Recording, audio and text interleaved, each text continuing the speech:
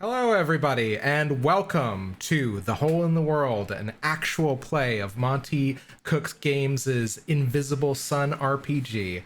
As always, I am your GM, Great Zamino, also known as Zach, or vice versa, and I am once again joined by all of my lovely cast members here, starting with on my left on screen, playing Gavriel.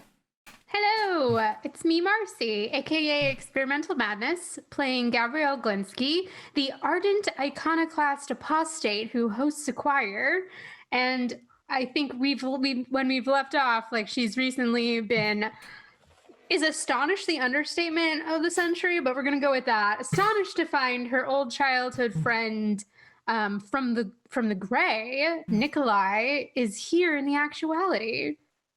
I love it. What that is going to bring forth is anyone's guess. Excellent. And then also joining below her, our resident Weaver playing Maurice. Hey everybody, it's Bill at Ghostbike on Discord. Maurice Webb, the stalwart empath of the Order of Weavers who turns tales into reality.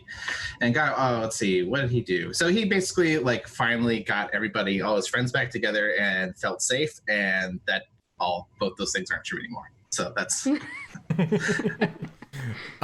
moving over to the right side on screen, playing our apostate completely currently under the sword of Damocles, playing Twig.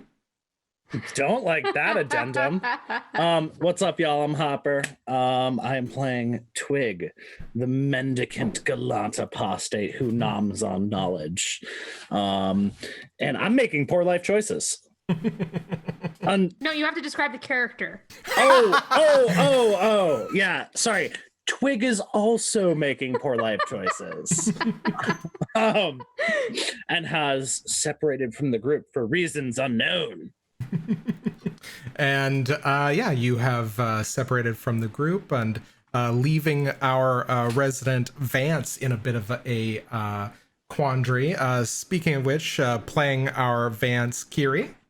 Hi, everybody. I'm Marissa. I go by Critical Kitten most places on the internet, and I play Kyrielle von Hollingsworth, the first assistant librarian of the Order of the Vance. She is an aromatic stoic who understands the words.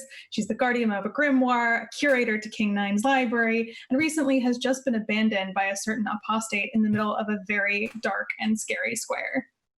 Absolutely. And I think we are going to, just to kind of give you guys a little bit of extra context here, a lot has been transpiring. But really, before we kind of get started there, I think what we should do is put on a little bit of music. Oh, I thought you were going to say turn a card, and I was about to lose it. Oh, that too. No. See, this is what happens when you ask for it, Marcy. teacher, you forgot to give us homework. No. But maybe we turn that in a little bit of time. Oh, thank God. So, essentially, we have, you guys have accomplished a lot in your time in Saturnine as a party thus far. You have done quite a number of things for the Topiary district. Typically things that, you removed a ghost infestation from the local radio station. You have encountered strange beings, parts of yourself and parts without and within. You have also gone ahead and solved an unsolved murder or a frame job for Tristan Farm, liberating him from jail while at the same time pursuing the rightful or the actual murderer Ella Ganadel and doing a great favor for that district. And it is with that kind of bit of renown that you guys kind of had an opportunity to speak. Well, Maurice had a bit of an opportunity to speak with Ashwin and not only give you guys a potential escape route if things go sour, but also mention that word is traveling of the work that you've done. And to that effect, someone was waiting for you in the Topiary district to greet you, having your reputation precede you. And who should it be but a childhood friend from the Grey Sun, who seems to know a bit more about the actuality than you would have guessed. However, all of that takes secondary priority to what is currently going on in the Hollows, the ramshackle, rundown, kind of crime-ridden district of Satyrine. Kyrrie, you have been abandoned by Twig. Mm-hmm.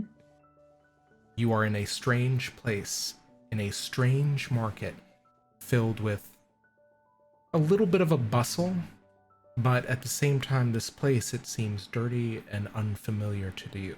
What is going through your mind right now?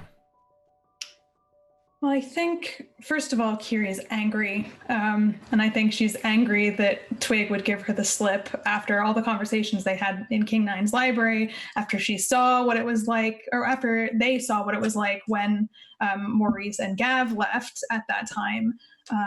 And yet here she is again, having come back to the party deliberately.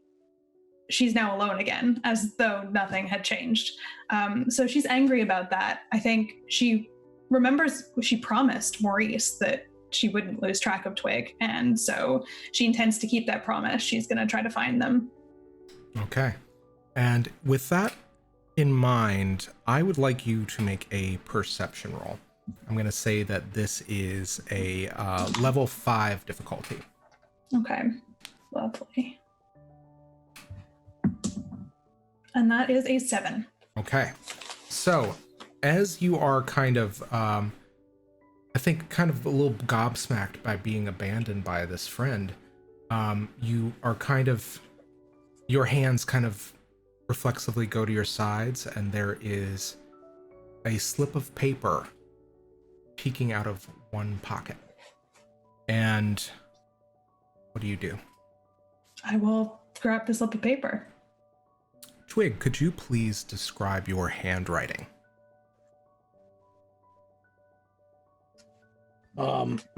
So first off, when you grab the slip of paper, it grabs back.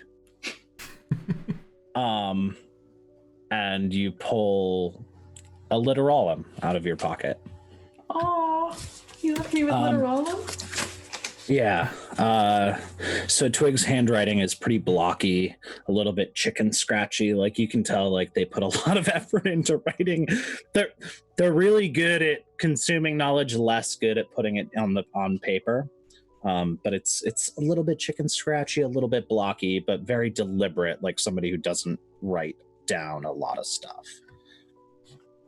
And not only that, but for our kind of viewers at home who are unfamiliar with Litteralum, Litteralum is a page golem, literally a small kind of bundle of pages and papers out of books of King Nine's library that was granted sapience by Twig.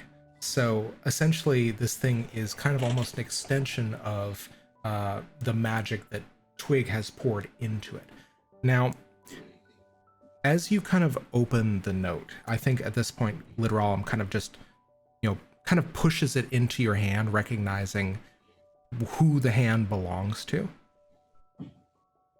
Twig, would you do me a favor and read the text of your note? Oh, you're going to make me read it? I'm going to make you read it. You're the one who's breaking hearts here. You know what? Don't at me.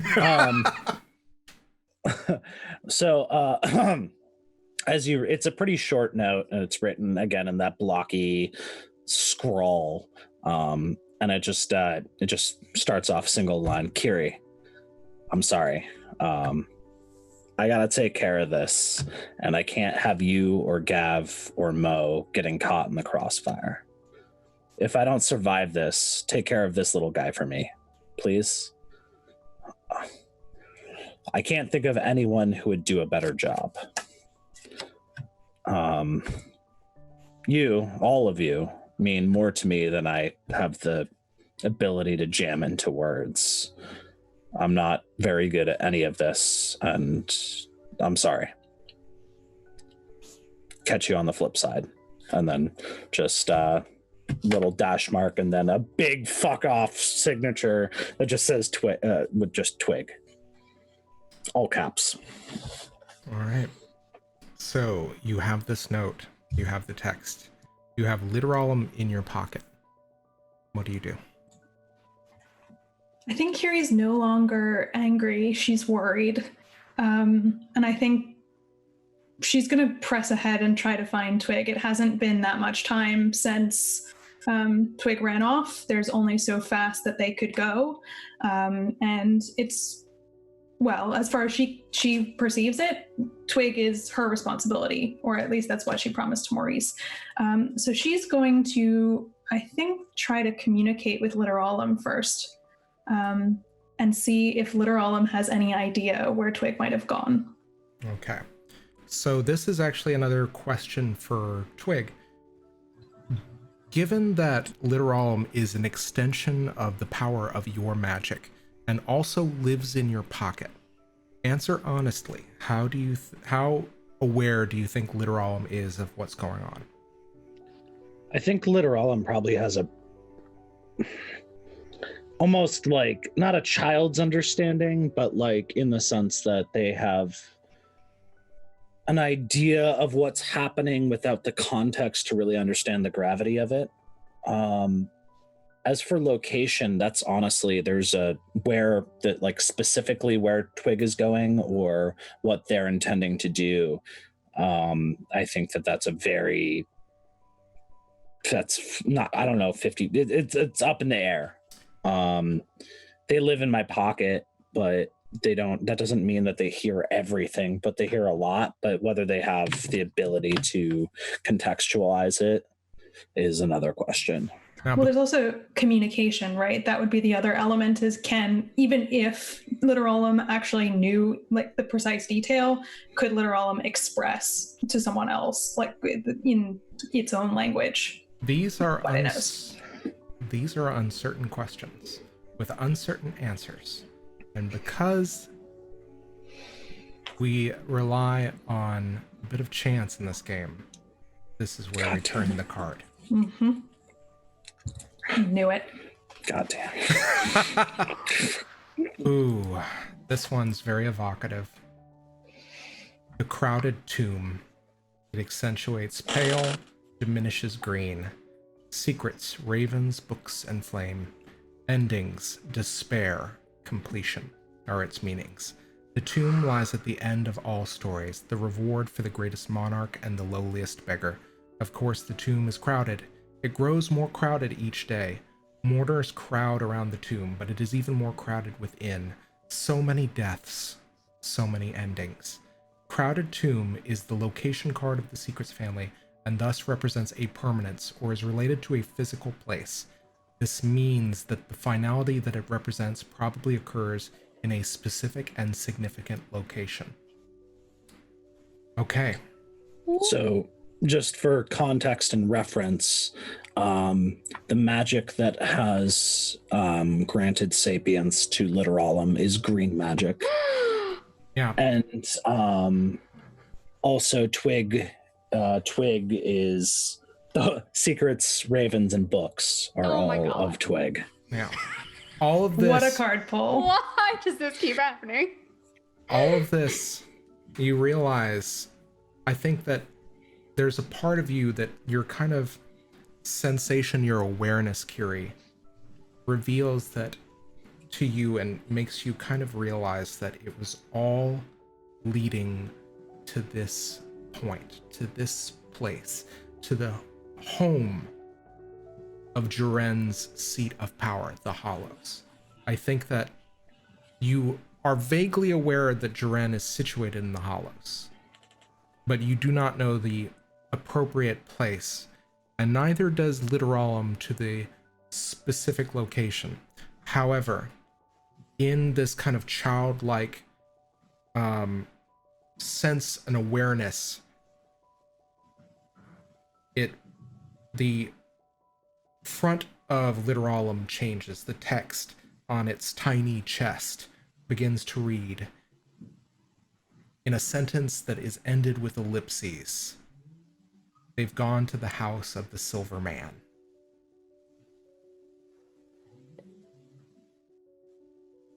The fear and worry for Twig intensifies in Kyrrie. Would Kyrrie have enough information to piece together that the Silver Man is most likely Jaren? I think, well, actually, you have never seen Jaren the Devoured. You have not. I will let you make an intellect roll, because I think that this is... It's what I've heard of it, right? Would you have heard of it? And we'll see how you do. And you can spend Bene or Sortilege. I'm going to say that this is going to be kind of an outside chance. This is a 7. Okay. I will pump a Bene into that intellect Bene, and I will use my fancy black dice, because in your honor, Twig. Okay. That's a 9. All right. Okay. So you have heard a little bit in the Library of the Vance when you were studying. You were also kind of doing a little bit of side checking on knowledge. I mean, do you feel like that's appropriate? Is that kind of how you would heard of it? I think so. It definitely would have been in the context of, like, because the Hollows is not a world Kyrrie really runs around in. She wouldn't have very many connections there. I think it would have had to have been in the library through studying, through cross-references, things like that. Yeah. And not only that, I think that, yeah, you are beginning to kind of look through your kind of the back of your brain as you're kind of thinking of where Twig could possibly be. And I think that you first off have heard of Jaren in the context of an idea thief. Basically someone who has stolen very precious, powerful ideas from people as kind of high up as like mid-level Vances, other kind of orders have had knowledge and ideas stolen. This is kind of something you would be kind of digging up in the microfiche of the Vancian campus, so to speak. But not only that, you do know there is one place, I think you would have had the awareness with that 9 to start looking through the hollows and kind of looking for salient points of interest, and nothing is very obvious. But there is one silver place you've heard of. The Silverjack Casino. Okay. It's a start. Yeah. I mean, that is a start. It's something. I think Kyrrie's real conundrum at the moment is, does she go back to Gavin Maurice to get them first? Or does she go after Twig herself? Only you can answer that question. I know. It's so difficult, though. All right. I think Kyrrie is going to try to make her way back to the rest of the party first. Thank God. She had to think about it. She's very, take charge, I can do it, but she will. Okay. Well, in that case, while you do that, we are going to cut to the apostate of note right now. Twig, you have managed to snag a taxi. You are en route. Where is your destination? Sorry, is that snag a taxi or tag a snaxy? You can tag a snaxy. I can pull a card if you like. It makes me so happy that we're all on exactly the same page. Because I thought it, but was like, nah, I'm not gonna say it. That's the vodka Red Bull talking. For viewers who are unfamiliar with the idea of a snaxy, this is a very surreal world in which there are taxis that are literally giant snails, and my endeavoring players have come up with the name of Snaxy. Snaxy. Makes sense. Better than the foot carriage. Yeah, the creepy carriage. You just gotta get used to it, that's all. Haunts my nightmares. Okay. So many feet. Oh. So, in that case, what I am going to do is I am going to turn another card, and we are going to see what kind of carriage you got. Oh, God. Ooh, this one's interesting. The Suspicious Hound. Color is indigo. The diminished color is gray. Visions. Is it Clifford? Is it just Clifford? Maybe. Visions, swans, blades, water. Meanings, doubt, suspicion, lack of clarity, judgment, and decisions. The hound stands sentinel and you approach, but you don't want the suspicious hound to be focused on you. Snarling and glaring, the hound isn't certain of its enemies, but once it decides you are a danger, that is almost certainly a bad thing. However, the hound is also representative of our own doubts and difficult decisions. In many ways, we are the suspicious hound, or at least we ought to be. So, what this looks like in that case is the suspicious hound in this case is the a gigantic wolf-like hound that arrives with a dual saddle, the front of which is being driven by a woman in what looks to be kind of hunter's garb, trundling down the street, at which point you have gone astride this thing after it has sniffed you and kind of given you a soft bark. If you are looking for kind of a image, this is essentially a imagine it as Sif the Great Wolf from Dark Souls. It's that size. It's oh, good boy. Yeah, it's about the size of a war horse and a half. A great boy. Yeah, you are on the back of this beast. What breed would you say it's most closely? I would say it resembles a gray wolf. Okay.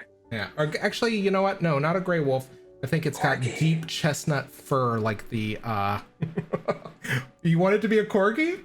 Big old corgi. Big old corgi with these giant kind of tusk-like fangs going over its underlip. The best boy. Okay, so if it's a corgi, though, corgis notoriously have short, stubby legs. So relative to its size, it has to have short, stubby legs. Yes, it has short, stubby legs, but you wouldn't tell as it begins to bound off very playfully towards your destination. As you are bounding towards, what is the destination that you give to this kind of enigmatic taxi driver? What's the best way to describe the location of the secret bar, since I can't actually tell them where to go? That's true. You can give them the cross street if you would like. Excellent. So it is the cross street of the secret bar, Okay. which is what it says on the box. Excellent. Okay. So you are on your way through Lower Taberswood. There is a large avenue on the western shore of Satyrine that you are trundling through. Skipping past, as you go to the right, there are vast expanses of ruined expanse on your right in between the two districts as you kind of I want to say waddle, kind of bound off. Trundle was kind of like perfect. That's what made me be like corgi. Mm-hmm. Absolutely. And so you are trundling alongside this very enigmatic, kind of dangerous expanse of location to your right as you are kind of making your way north to Lower Taberswood. And after, I'd say, maybe half an hour, you find yourself on the cross street. The hunter holds out their hand expectantly. And, Did they quote me, or is there a meter running on this corgi? Probably, but you'd be kind of hard pressed to tell. I think it just... That might be the line of the game for me. Is there a meter running on this corgi? Yeah, no, I think the corgi with its giant tusks is kind of like waiting expectantly. Its tail slightly wagging. I'm going to... So Twig starts pulling pastries out of their coat and doesn't stop for a little while. Mm-hmm. So I'm going to pull like 10 pastries out of my coat and hand them to the person. And then once I scroll down far enough in my pockets to get to the currency section, I will tell you, where's my money? I was gonna say, are you even looking at the money at this point? Are you just throwing change at this person? I think I'm throwing. I'm just like, yep, fuck it, gonna die anyways. Okay. All right. Okay. You have, I will say, remember you have something like, I believe, did I say 10 or 30 crystal orbs? I have a number of crystal orbs and a number of glass orbs and one mage coin. I can't find it right now off the top of my head, but I can't find it in my jacket. Doesn't matter. You got it. Okay. So you just throw a little bit of currency at this person, probably and a little bunch bit of pastries. And a bunch of pastries at this person. And as soon as they kind of are satisfied, they nod and they bound off. And you are in front of the entrance of the secret bar. Twig is going to enter. Okay. The wall kind of gives way, where you remember the entrance being you push through, and you see a very sparse crowd. There are probably just a few kind of denizens, a couple of regulars. There's somebody you do not recognize behind the counter, and not only that, but there seems to be somebody at the far end of the bar, a familiar face you'd have a hard time recognizing unless you get kind of closer. I'll sidle that direction, trying to be surreptitious as possible. Okay. As you grow closer, you cannot help but recognize Basil Fictorum. Oh, this motherfucker. At the end of the bar, but there's also something else you recognize as you kind of approach that side. There are glasses lined up, probably about 6, and Basil's head is in his hands, and he's just kind of massaging the top of his forehead, and the bartender that you saw is kind of glowering at him. What do you do? Ooh. Does he see me? Would you like to make a stealth check for me? Absolutely, I would. I have a +1 bonus to stealth, and I will spend a. Is that a movement? Yeah, this is movement, and Basil's. I would say Basil's abilities are impaired, so it's only going to be a 6 challenge. Dope. Okay. Well, that matches. Okay. Is that a? Yeah, meets beats. So you do kind of make your way kind of long past him, and as you are kind of like walking past him, you hear him say, "Oh, I fucked it up. Fuck it up. What are you supposed to do? The man that's supposed to be your father. What do you do? What do you just blame him?" And the bartender is looking at him and saying, "Okay, you are cut off, Basil." Oh my god. No, it's fine. It's fine. I can find another bar. I can find anything. I can find anybody. I'll find another bar. Oh my god. Twig is. All right. I have lots of emotions about this, as a player and as a character.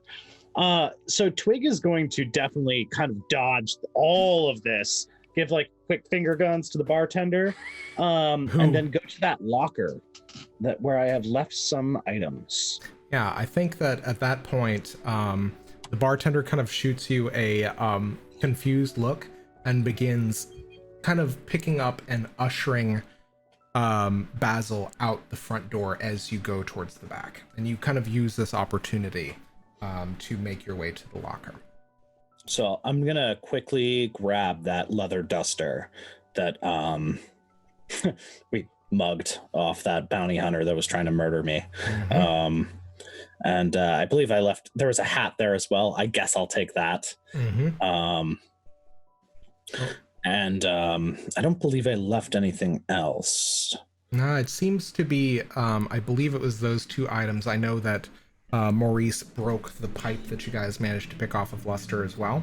Mm-hmm. That being said, as you pick up the jacket, it seems to shimmer with a little bit of magic. Twig's gonna slap that on. Okay. Throw that on over their other jacket. Okay. Let me look into my objects here, and I can give you exactly what happens as you put it on. So,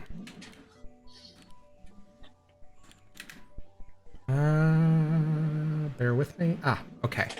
So, this coat, as you kind of put it on, the texture of it, it seems to be leather, but it seems to be made of this kind of scaly texture as you put it on, but at the same time, you kind of feel this, this kind of sheen wash not just over the coat, but you see it kind of extend top to bottom, from the top of your head to the bottom of your legs, and you feel a little bit more protected, although you do kind of feel like you're you feel a little bit hampered, as if it's a bit harder to move. Alrighty then. Okay. I think with another set of finger guns, Twig is gonna sidle on out that door to the bartender. Finger guns to the bartender, and then I'll leave like a glass orb or a crystal orb on the counter. Just tip them. Excellent. And gonna pop out that door pretty fast, seeing if Basil's still there. I'm gonna pull a card, see if he is.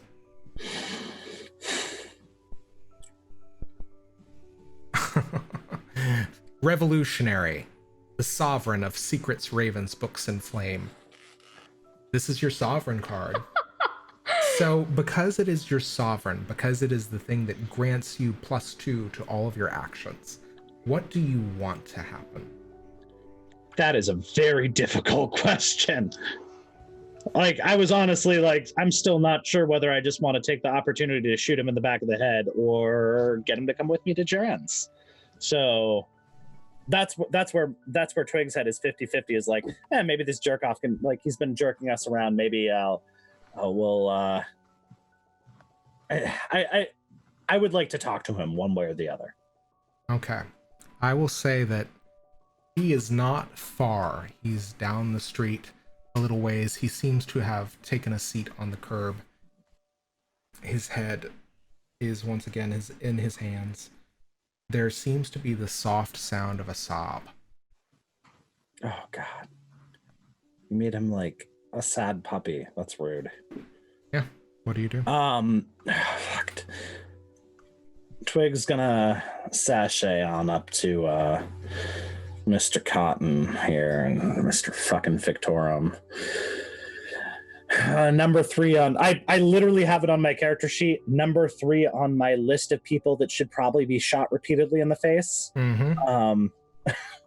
But oh God damn it. Fuck. Twig's gonna sidle on up to them and I don't know, kick his foot. Like, hey. not hard, more like sup dick. Hey, I just be careful who you. Oh, I know you. I know you. I know exactly who you are. Come to see me low? Is that what you're doing here? No. Though I have to admit it's a little bit of a silver lining. What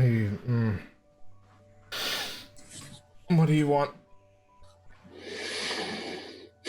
What do you think I want? And he looks at you. And you can see that he's kind of trying to pierce, like, through the fog of his drunkenness, and he's looking directly at you. And then his eyes go a little bit wide as he says, "Oh no. Oh no, you found him, didn't you? You're on your way. This is the end, isn't it?" I think Twig's gonna crouch down, just kind of get eye to eye with Basil. Just go, even shit-faced. You're a clever little fucker, aren't you? I was written that way. Can't really help it. It's not a very endearing personality trait. Oh no, I fucking know it, mate. Imagine you didn't really have a childhood. Mostly just a couple of passages.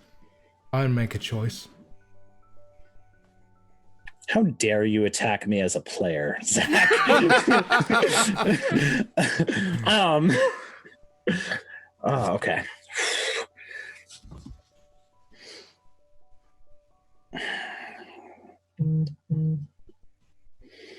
What do you do? Really phone? I don't know. Twitch is giving me notifications even though it's on mute and no vibrate, whatever. Twig is gonna takes a deep breath and stares right into Basil's. Are his eyes focused? Yeah, they are now kind of focused on you. They're still a little bit hazed, but that clarity there is still kind of manifesting. It's almost like it's taking a lot of his concentration, but he's very focused on you now. I think Twig is going to be very candid with Basil. You know, Basil, my gut is screaming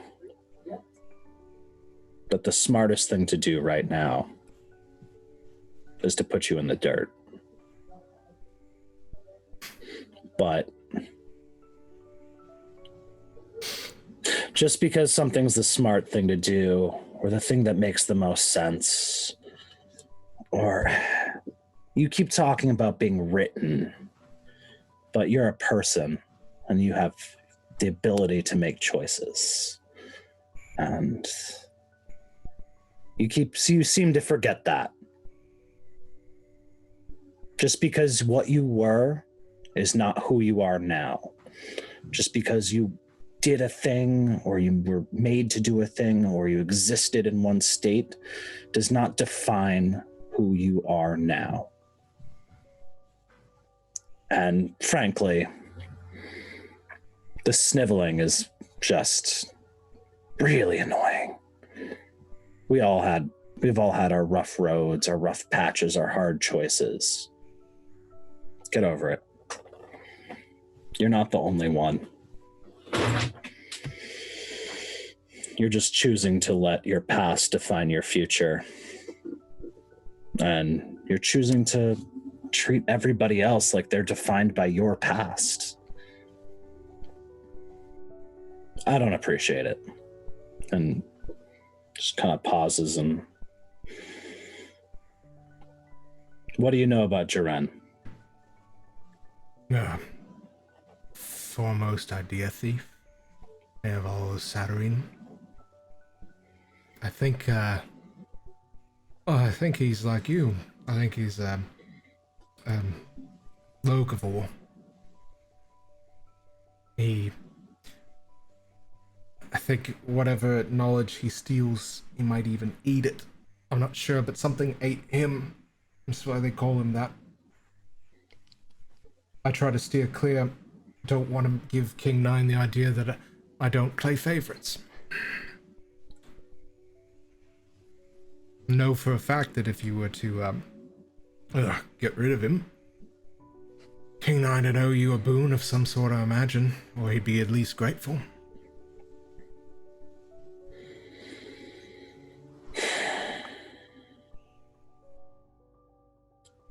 I don't suppose you know anything else more useful than that?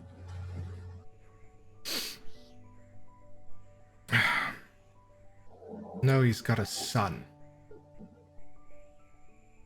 Takes after the old dad. Know that Jaren's looking for something. I think that's why he wants you. That's more powers of deduction than it is for actual research.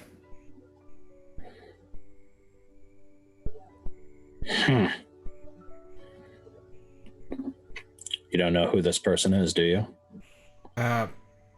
Kid fellow by the name of Udarian. That's the son's name. That's all I got, though. You know what? Actually, go fuck me, right? I'm just gonna turn on my phone off. Dear God. How do you spell Udarian? For inquiring minds. You can spell Udarian Udarian. Thank you. Okay. Twig's gonna just grab his hand and pull a flask out of his jacket and shove it into his hand. What's this? Their jacket. Yeah, Yeah, not Basil's jacket, my jacket. Yeah. There's this. A little pick me up. And he twists off the cap and drinks a swig of it. It's definitely very strong, kind of borderline too old tea. At which point, you said it's tea? It's tea. Oh yeah. Ugh. Oh, that's the worst. Oh, why is it cold? Oh.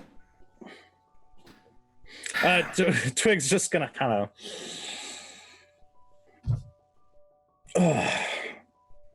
You know, if you go there, there's a very strong chance you're going to die. There's a very strong chance I'm gonna die no matter what. And unlike you, I'm not afraid of that.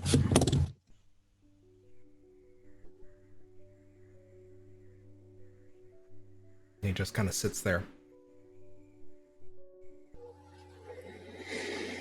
And Twig's gonna walk away.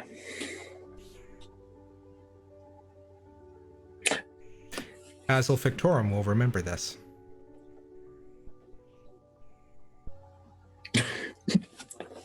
And I saw that, somehow I saw that in the Fallout text, in the brackets. Mm-hmm. Either that or I was thinking classic Telltale. I did throw my phone across 2 rooms. I am questioning whether that was a good life choice. Sorry, buddy. I was really, it kept interrupting and I kept muting it and it kept not. Anyways, so yeah, Twig is going to, time to go to the Silverjet Casino. All right. And I assume that you are grabbing another taxi? Goddamn right I am. Okay. While you do that, we are going to smash cut back to our other Vizsla, currently speaking with an old friend. Nikolai has just told you, Gavriel, that he works for Jaren the Devoured. Not to snap cut back to what we left off with, but what? At which point, yes, I work for Jaren. This is my first job back. Maurice is like So your white contract. knuckling on the table. Yeah, what did you do to run south of the boss? I don't know. Literally have been running from him since our friend came back to the actuality. Your friend? Who is this friend? Gav, stop. And Maurice stands up. Whatever he already knows, we don't need to tell him more. Let's go. I'm not going. He works for... You think this is a good idea? I would love it if he would explain to me exactly the circumstances of his professional arrangement with Jaren. And he's going to tell me everything. Isn't that right? Just saying you don't need to volunteer more information. I think both of you should just calm down. I'd like each of you to make a resist roll of 6. What? Boy? Just saying, we could have run. Oh, where would be the fun in that? That'll be Okay. a fail at 4. Okay, so you got a 4. Maurice, how'd you do? Crit fail. Oh, boy, easy. You feel like your mood kind of change and diminish. Did he cast Calm Emotions? Something similar to it, yes. And he says, look, I'm sorry, I did not mean to frighten you, to startle you. Oh, by the way, you should always be adding 1 to your actions while the revolutionary is in play. Just because it's 2 for the person whose family it belongs to, but it's 1 to everybody. It was then a 5. Okay. So I'm at a 2. I'm at a 2 all day with a 0. So excellent. I think though, one thing with that kind of like close mixed success, Gavriel, you realize that this is something you want to say that like maybe he's casting a spell on you and you sense it, but it seems to be something he does naturally, Hmm. as almost like without thinking about it. So Maurice like started like a pace back and forth, and it slowed down, and he's now sitting down, although he is sitting closer to Gav and further away from Nikolai. Absolutely. Just look, is Gavriel is me. I will tell you this. You just tell me what is going on. I will tell you what I know. We are friends. You trust each other. Yes, comrades. So maybe, I don't know, maybe he should go first? I don't. I was going to say, you start. Well, so I come back to the actuality. But before that was strange. When you left, when you died, it was like you disappeared from the world. It didn't make any sense. We are on the battlefield one moment. I am looking over. You fire a shot, and then he's like something pierced through you. But I look behind us, there's nothing there. And when you died, I stand over you. I try to keep you alive. At least I would have. But you disappeared like that. And when you disappeared, the world changed. I was standing over somebody. My knuckles red and bloody. Other soldiers watching on. And I realize I am in the middle of beating this person. And I do not know how I got there. It's very sudden. I go out into the world, and the world is completely different. Is things called television, internet, and the weirdest thing about all of this is it all feels normal to me at first glance, but I know something is off inside. So I try to figure out how to get away, and I think about it, and I think about it, and I keep asking people, what is going on in the world, to tell me everything. And then they do. They tell me everything about them, about the world. Things that I didn't even think to ask, just things that I wish they would tell me. And one day I ask somebody, and he say, actually, it's interesting. I know what you are. And he puts his hand on my shoulder, and pretty soon I am back here in the real world, in the actuality. And he says, I am Goetic. I work at the Hall of Records. I can maybe show you around this place. I sense you. You also have this talent. You also have other talents. But I was lost. I didn't know who else to talk to. The Goetics, they did not have many answers for me. And I get sad. And I get confused, and I get lost. And so I hear about this place called the Church of Midnight. They offer therapy, psycho counseling. So I start attending. They tell me the truth about the world, about the actuality. They help me through the idea of loss. They tell me ambiguous loss, story of pain that we feel and we don't we still feel because we think that they are still alive, the person that we have lost. And they helped me through. And the past couple of months, I talk to these people, I feel much better. But at the end, I realize if I don't start doing something, I go crazy. So I ask, they have a lead on a job. They say there's a man in the Hollows, fellow by the name of Jaren. He always need help, talented individuals. Your talent, very special. And here I am. That's the whole story. I never stopped looking for you. Kept hoping. I read the paper every day, I look in the strange places, I ask favors. I call demons and angels, I ask. Nobody heard of you.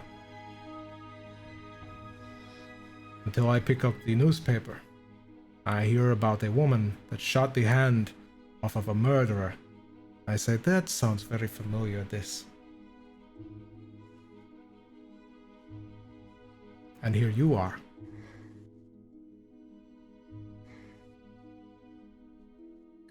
Was the person that brought you back, was his name Marlin?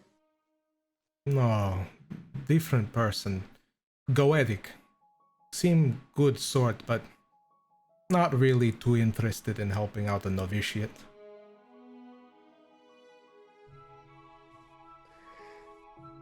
May I ask, Nikolai, what talent do you bring for Jaren?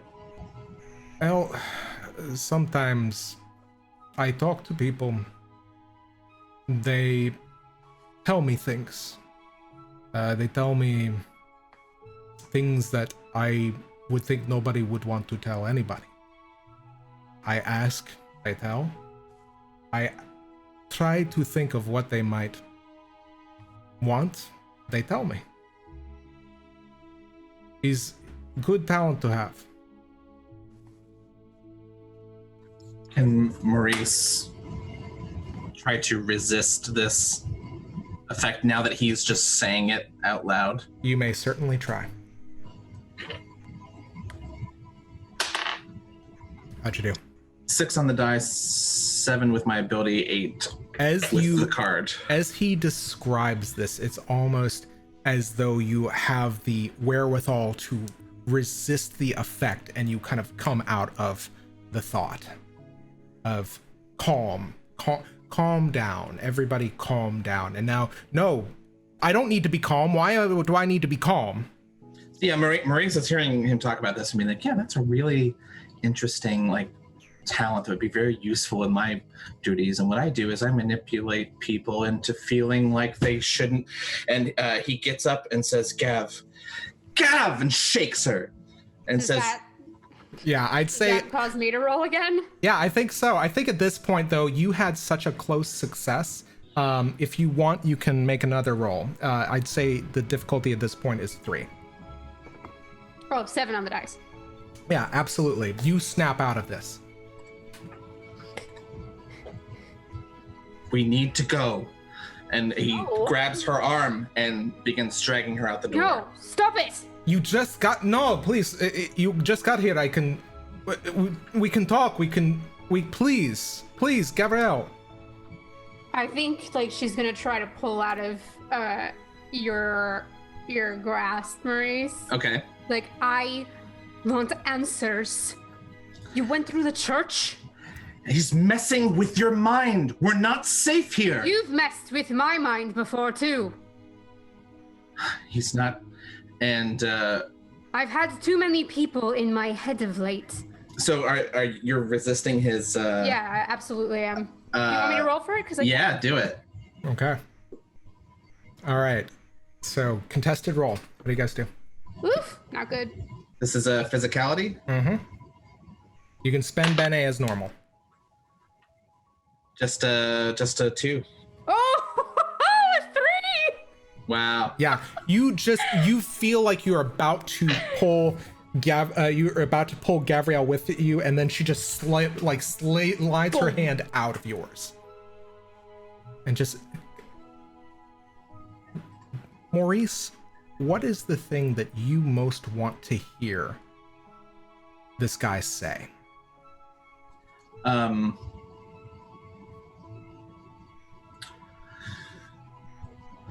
I want to hear him tell me something that I think it would be impossible for him to know. Something that would make me feel like if we're sitting here trying to piece this story together with all these bits of information, he knows something that would cause me to listen to what he has to say and maybe even share something. So a name of somebody that we've interacted with before. He looks at you and he's looking searchingly in your eyes, and his eyes are kind of like moving back and forth, as though trying to figure something out, and he just stays quiet. And Maurice stands there for a moment. He's gonna for a full minute thinking. It could have been me. She's like looking at you now, Maurice. Jaren's name was in my file. I don't know if it was because he knew me or because he wanted me. He seems to collect those with abilities and talents that can be used to his own ends. If you had not gotten to me, who's to say the church might not have gotten to me first? Well, that's the thing. I mean, we're the acclamation center is where everybody's supposed to start. We don't have an agenda. We're not sending anyone anywhere. We're acclimating. That's all we're doing. And Maurice, kind of feeling like a little bit like attacked from Gav, kind of starts backing up further into the house, away from the table. She turns that same kind of wrathful attitude, like whirling around to face Nikolai. Would you turn me in? Why would I turn you in? I just found you. If Jaren wanted me dead, would you kill me? I grew up with you, Gavriel. You are my friend. You knew me when I was at my most desperate and I didn't know it for years. I would never. This man I know 2-3 months tops. Good enough for me. I don't pretend to understand exactly why we're being hunted. All I know is that we are. We have taken steps to ensure that we cannot be found unless we wish to be. But you're taking steps to make us divulge information we don't want to divulge. You said it yourself. I'm divulging this on my own. There's no spell work here. Nikolai, just don't do that to me again. I am sorry. Sometimes it just happens when I want something. What is it you want? I wanted to talk to my friend. I didn't want her to be pulled out of this house without... I am sorry. You're loyal to Gav and not Jaren? Yes, that much is true. Can I do a sense motive? You may totally do a sense motive. Difficulty is going to be a 6. So that'll be a perception? That would be interaction. Interaction. I'll spend it. I'll spend 1. Okay. So plus the card, plus the Bene, I'm at a 5. Okay. So you are on the cusp of kind of like, you're just like looking through this guy and trying to like parse his motives. And I think at this point, as you are on the cusp of like making a final assessment, it's at this point that you hear you hear a knock on the door. I think one that tries to replicate the knock that you heard before on opening. And you hear, instead of a and, at which point I think that Nikolai moves past you and looks through a peephole in the door, at which point Your friend is back. The book mage. Let And her in. he opens the door. Kyrrie, you may rejoin the party. Who? So Kyrrie is gonna come in looking kind of flustered, like you might, if you're looking for it, immediately know something's a little off. But she's going to look at Nikolai first and go, Nikolai, may I speak to Gavin Maurice for a moment, alone? Very well. The parlor is yours. I'll wait in the house. Thank you. It shan't be long, I promise. And he looks very meaningfully at you, Gavriel. Gavriel, what is the thing you most want to hear Nikolai say? That is an excellent question. He did kind of say something already, which was that he is loyal to me and not to Jaren. And I think in this moment that would be the thing that she would have wanted to hear, and he already volunteered it. Mm-hmm. Yeah. At which point he just looks at you meaningfully for a moment, locks eyes, and then nods and goes deeper into the house. And we're going to change the music here. So you see Maurice go and grab, as if you were pulling like a quarter out of your ear, and pulls like a thread, and then kind of grabs both of your wrists, Gav, and your wrist, Kyrrie, and casts the same spell that he had cast earlier, this kind of like telepathy, group telepathy thing, and says, Kyrrie, we've got some news. I have some news as well, and perhaps more pressing. It's about Twig. Nikolai works for Jaren. We're not safe here. He's casting spells about, well, yeah, he might be telling the truth. Is he not safe, or was he just doing it in a job like any one of us would have done, confused coming back from the shadow? He has magic that makes you feel at ease when you shouldn't. And I can commune with angels. Everybody's got something weird that they're doing. But I've trusted him. I unnaturally trusted him. I can't be sure. Him. But how can you be sure? I fought and I died next to him. That was in the gray. You heard him. Something happened in the gray when I left. I don't even know what that means. If we were both in shadow at the same time, why would my death change anything? If it was both of our illusions. At this point, Maurice is kind of like losing the plot here and puts on his like gray professorial, like, he's like, well, actually, like in the gray, you could have been some sort of like locust point, like your time, like giving. Oh no! To time magic. Oh wait, well, we're good. Yeah, we're good. Okay. Okay. A little bit, just a little bit. A little bit. So, and then this reference is like, well, your time, the reason why you were in a different time in the gray, just like you, Kyrrie, is that you could have been this locust point, like a gravitational force, pulling people together. And when you died, it launched them back into what the gray should have been, my current time. And it's just waiting for someone to interrupt. Yeah, and I think Kyrrie does. She's like, Maurice, as fascinating as this is, and you know exactly how fascinating I find these sorts of things, Twig is gone, and What? Twig is gone after Jaren. What? I don't know why. I don't know how, but he went. And she's going to recite rather than share the note in the shared telepathy, just in case someone's watching. What are they thinking? I don't know. I asked Litteralum, and Kyrrie pulls Litteralum out of her pocket. And I think this is the first time you guys have probably seen Litteralum. So he left this creature to me. This is a creature he made in the library, in King Nine's library. I don't know how, but Litteralum doesn't know much, just that he's gone after the Silver Man.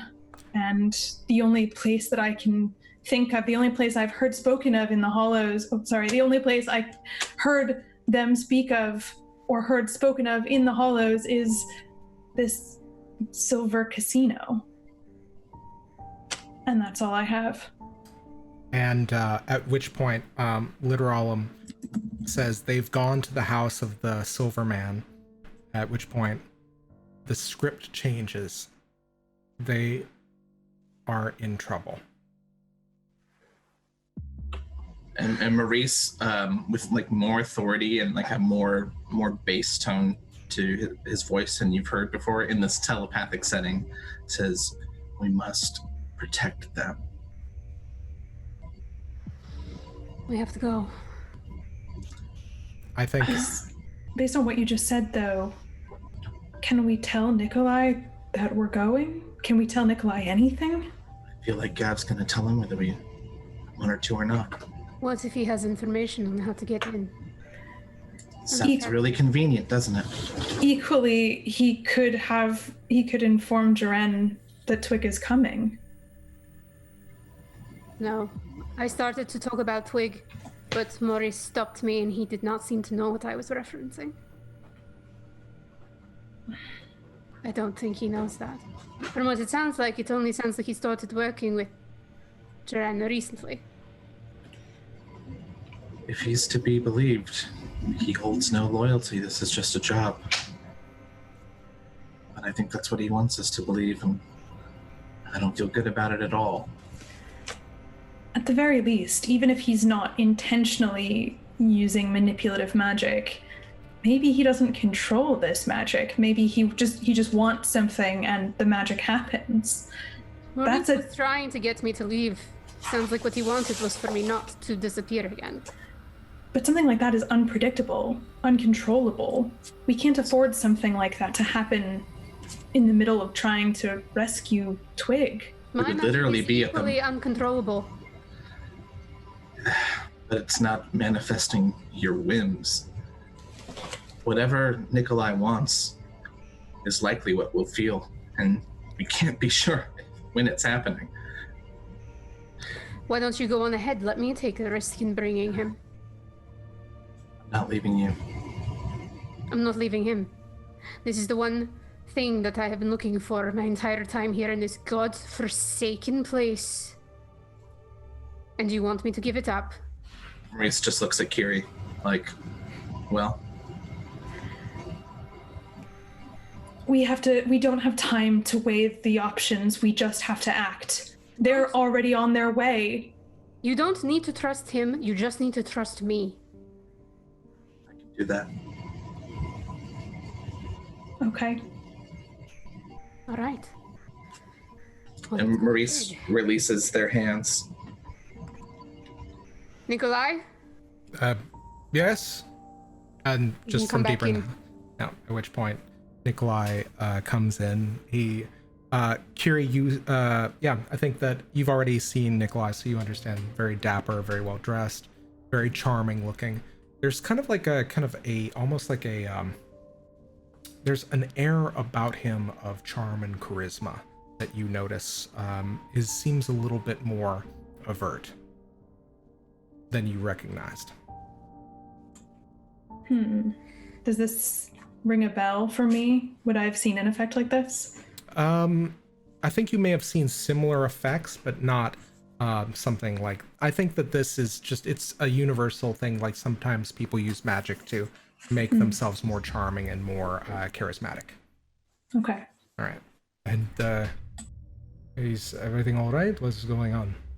We have to go. We have to go rescue this friend of ours that has been hunted by Jaren. So I'm going to have to ask you a question here now, Nikolai, just like I did before. Okay. If Jaren wanted me dead, would you kill me? Never. He doesn't hesitate. Then I'm going to tell you everything. With the knowledge that my entire life, and the life of all of my companions here, is now firmly in your hands.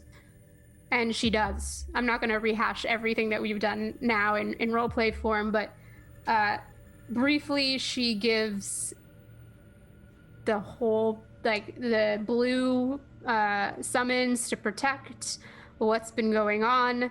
The fact that we're not fully sure why Twig is being hunted by Jaren and his forces, but that now we are firmly in the middle of it, and we have been tasked to protect them. And now Twig is heading right towards Jaren's base, and we need to go now. Halfway through your discussion and your kind of recap of everything, Nikolai lit a cigarette and it has smoked down to the filter, at which point he stubs it out, looks at you as though he has aged 5 years in over the course of the conversation. I know it's a lot. So you need a ride? And we cut back to Twig. Twig, you're walking through the hollows, I assume, at this point, having gotten off of the taxi. Yep. Just very resolute. All right. Unfortunately, change of location, lots of magical effects have been happening. Card flip. Card flop. I mean, I guess I can't just have my sovereign for this. I'm afraid. But you can't get the tomb either, so bonuses. This one's a good one too. The Enticing Jewel, the color of the invisible sun. The light at the end of the tunnel, the brass ring, the center of the target, the object of our desire lies before us in the form of the Enticing Jewel. We want it. We have to have it. It represents beauty, but the side of beauty that demands attention and probably possession. It is the beauty that can sometimes call to our darker natures. It brings out greed, ambition, and selfishness. When the Enticing Jewel is turned, everything focuses upon it.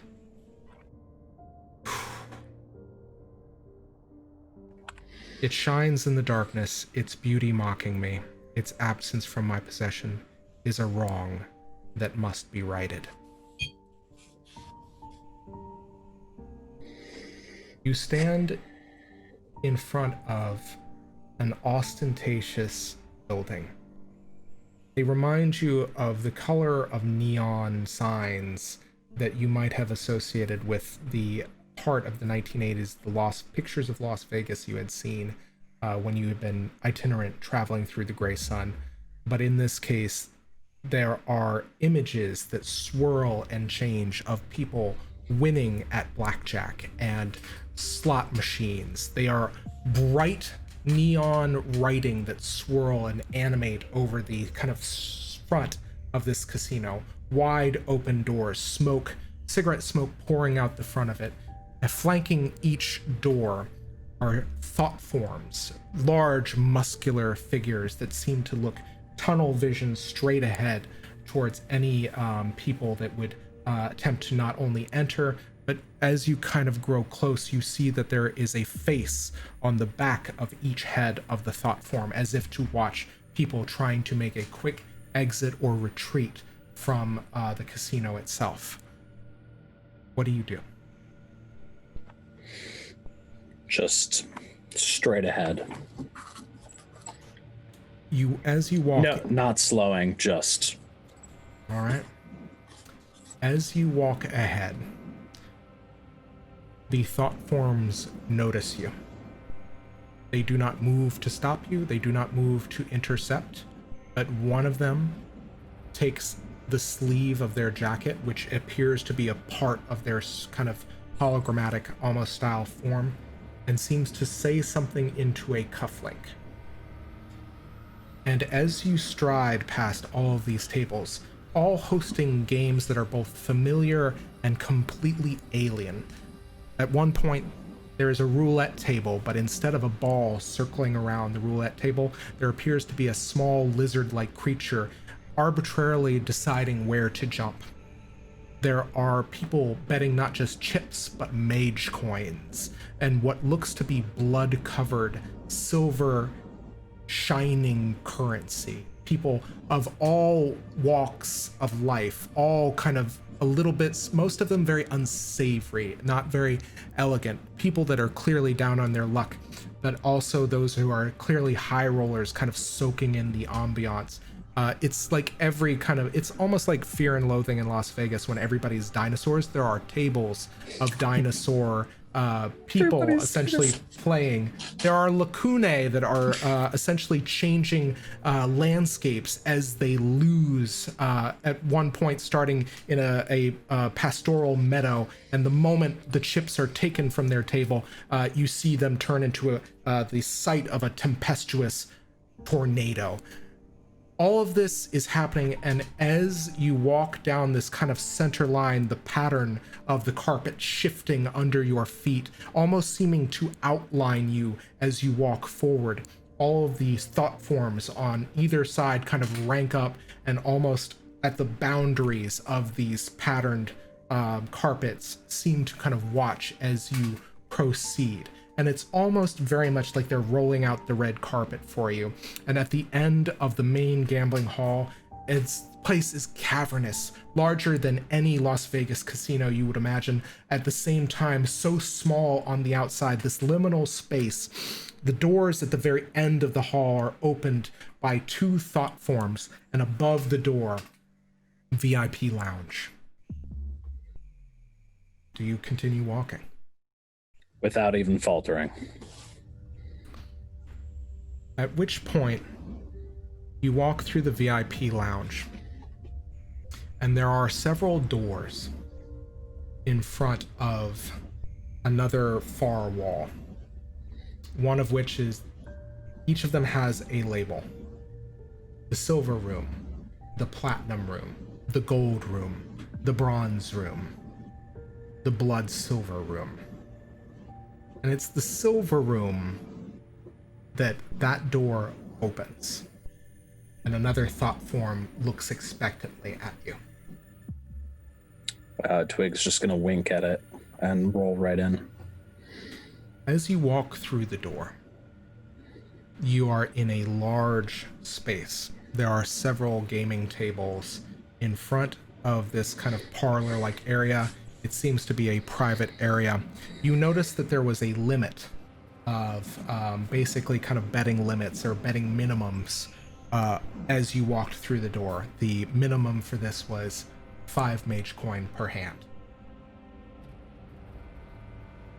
And on the far wall is a table with 2 spots carefully set aside, glasses of water, and what appear to be a book on a plate on each side.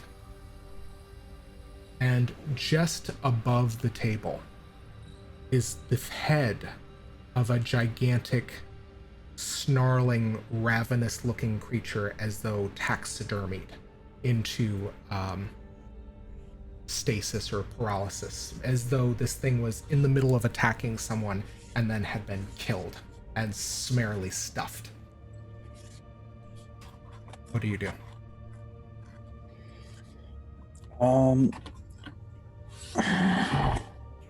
Is there a bar? There is a bar. Twig is going to go to the bar. And as you go to the bar, there is a thought form bartender behind. Its face is essentially a large kind of spiral in a black kind of conic cylinder, and it resembles almost like a chess piece. Silver accented clothing.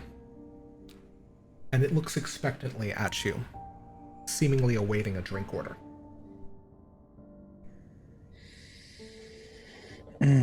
What's expensive, Zach? This one, I got something for you. Give me a moment. Alternately, what's the cheapest swill? Your call. Cheapest swill.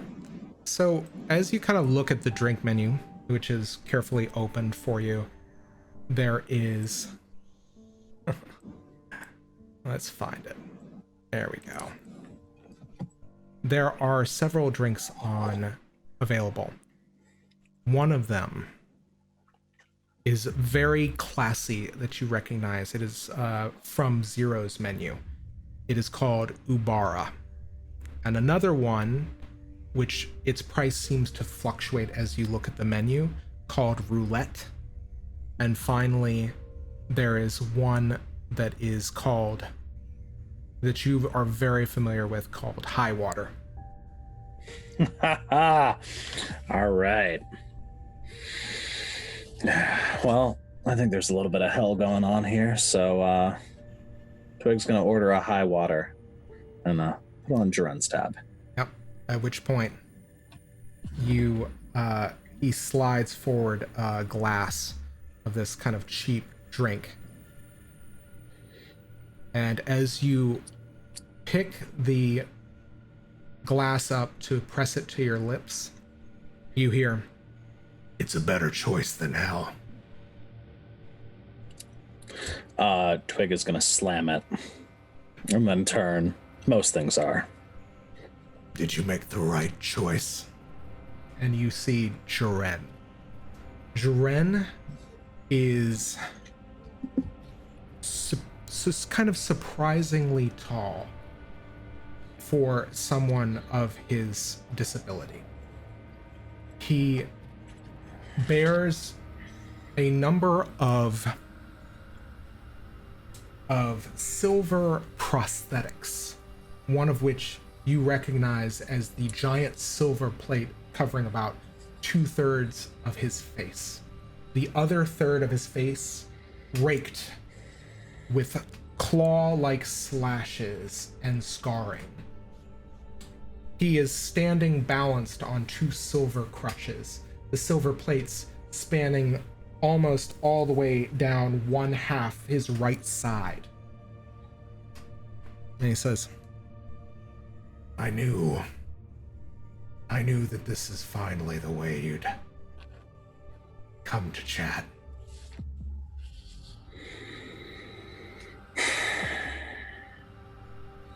I think Twig will turn and just kind of give a level stare.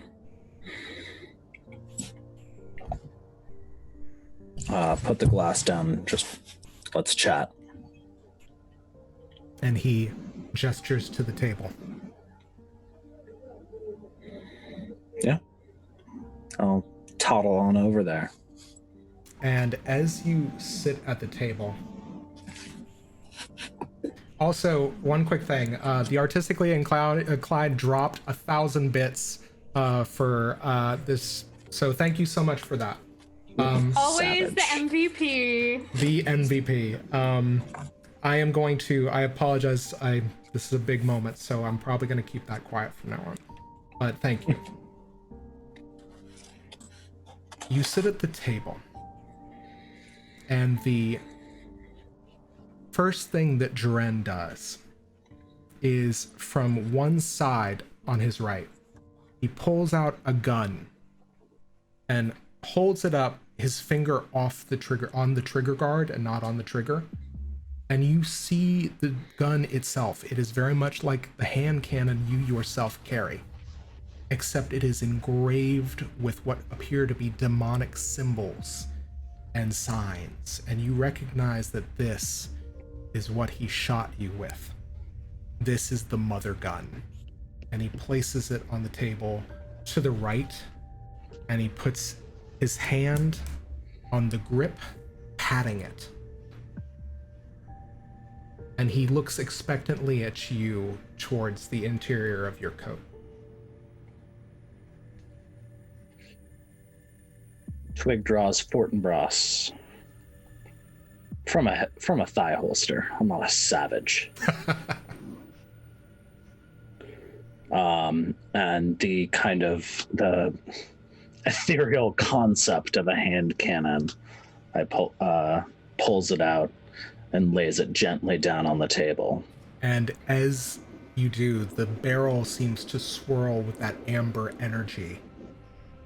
You lay it on the table, and you hear a strangled cry from the head above you of this demonic creature. Kill me! At which point, Jaren looks up and says, Hush now. It's a private conversation.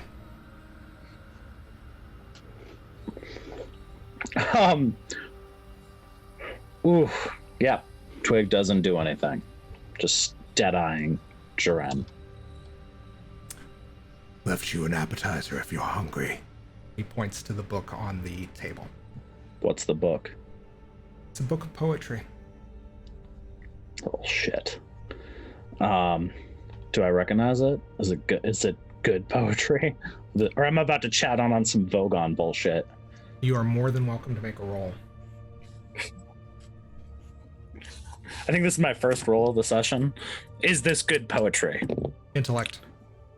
I'll put a Bene in that. So that's still a total of a 3. Mm-hmm. The topic seems relatively innocuous. It seems to be a book of pastoral poetry. Twig reaches into their jacket and pulls out, at this point, a very stale raspberry Danish and just starts gnawing on it, continuing to dead-eye Jaren. Well, you haven't changed all that much. That part I do remember.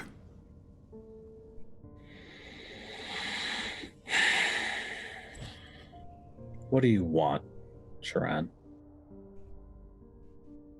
I want what anybody wants.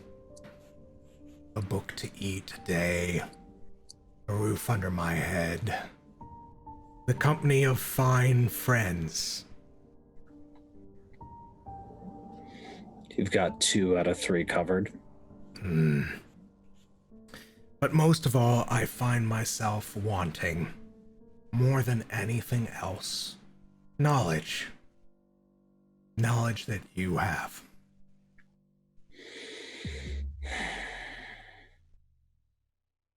What do you want from me? Just my life's work back. That knowledge would be very helpful. But not only that, I want to know where you stowed the Pathwalkers. Me? Would I do something like that? Don't play coy with me. You are my comrade. You're practically a sibling. Logavors. I know you stole that idea. You know where they are. That's the fun thing. I don't.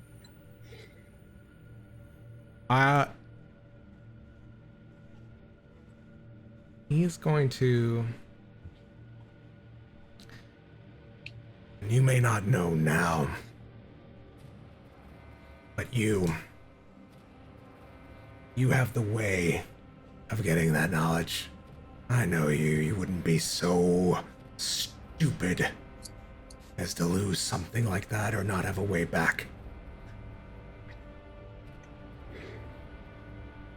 I think we both know that I would burn this entire city to the ground rather than give you what you want.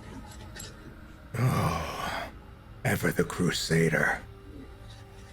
Ever the formidable warrior. Okris Twig.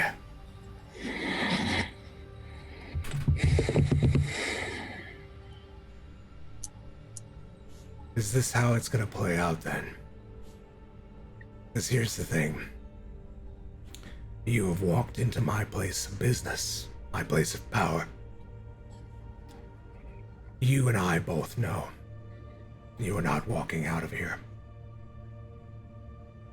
So, you have 2 options. You have the option to shoot it out. And I don't think that, as formidable as that is, it's going to beat a gun that is a demon. The second option is we shake hands. You give me the idea, and then you walk out.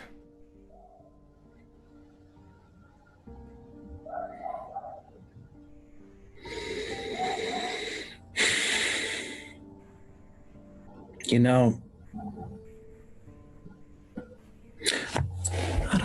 the interesting thing about all of this is I don't actually know why you want this. There I was in the gray, enjoying my life. And then a demon got fired into my brain. What do you want with the Pathwalkers? I want to finish what I started. I don't remember much about the war. I get little bits and pieces from everybody that deigns to give me those ideas. But I know I was on the verge of ending it. Our lot was going to be better. Logavors wouldn't going to be feared. We would have been the instrument of the war's resolutions. And you stole that from me. That's what I remember. And I know that I'm smart enough to figure it back out. You give me the thing I wanted. Only difference is now I get to act on those bits of knowledge that I have. I get to take it back as I worked here. And by God, you're gonna give me that.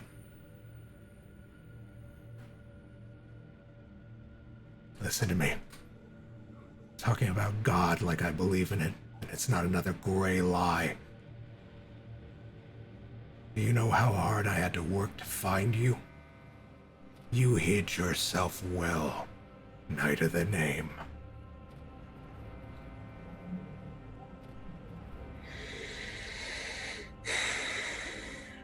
And you think I'm just gonna give you what you want? No, I assume there might be a little bit of a trade in order. What do you want to know? Do you want to know what you were, who you are, what your potential is as a Logavor? Maybe you want to know the location of that nice green-haired lady what tried to save you. Twig's jaw definitely grinds at that. I don't want much anymore. And what little bit do you want? I wanted to be left alone. And certain people seem to have done things to disrupt my quiet little life in my quiet little garden. Do you hear yourself? A quiet life, a quiet little garden. You were a bloodthirsty crusader. I don't remember everything, but I remember the scores that used to fall to you. I looked up to you like a god. Do you think you are ever going to have a quiet life? That's the biggest lie of all. Not the gray. Whatever this person is, the one that you're giving me.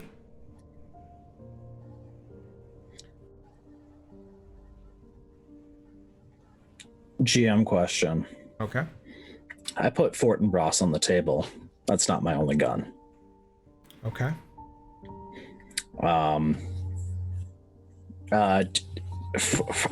Do I need to roll something to basically empty the blood revolver into Dren's stomach?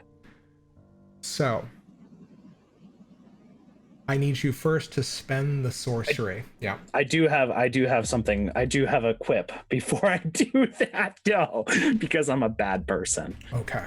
That's Hopper. That's a bad person. Twig's maybe a bad person too. I don't know. Let's find out. So remind me, you have you loaded a pale seed into it? Indeed, I have several. Okay. All right. I think at this case, you've already paid the sorcery cost. If you would like, you may make an attack roll. First, Twig is just going to, after this little outcry,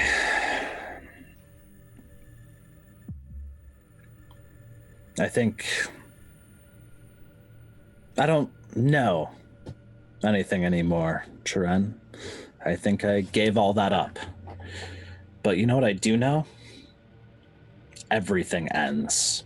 Everything dies. And with that, they will unload underneath the table. Excellent. Roll to hit. The very first thing, remember you are adding your level of your spell to your roll. So this is an accuracy roll. And not only that's a pretty high level spell. Yeah, it was 6, right?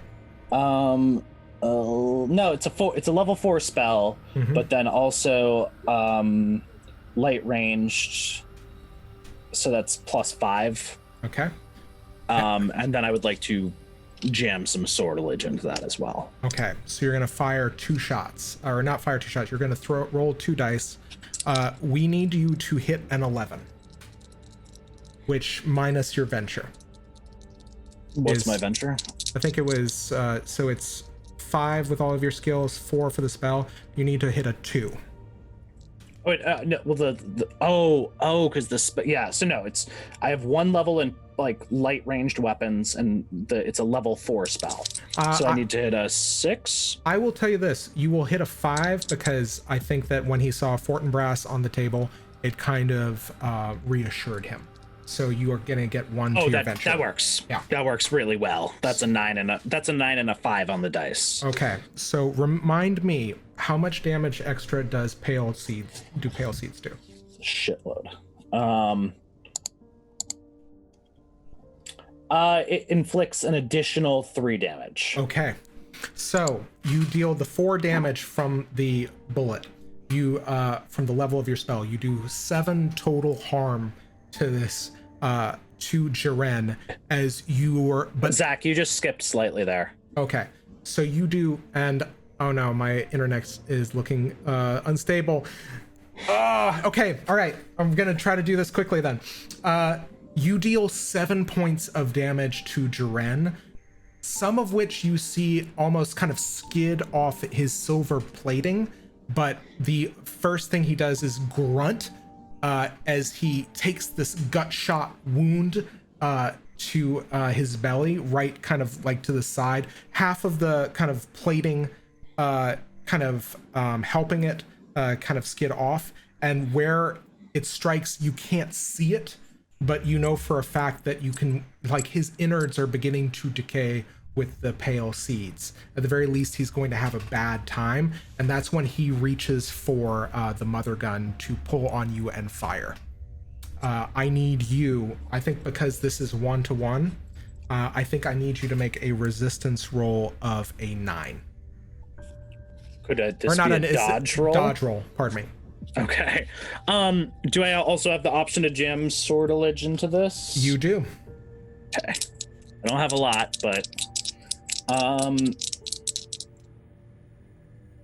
yeah, I don't want to get shot with that thing again.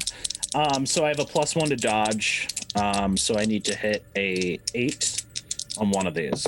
Okay. I have to mute this. I'm gonna hit the table a few times. Okay.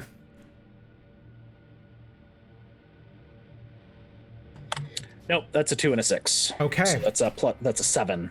Actually, one thing I am going to do before we say that lands, I am going to turn a card because you did go ahead and use your spell.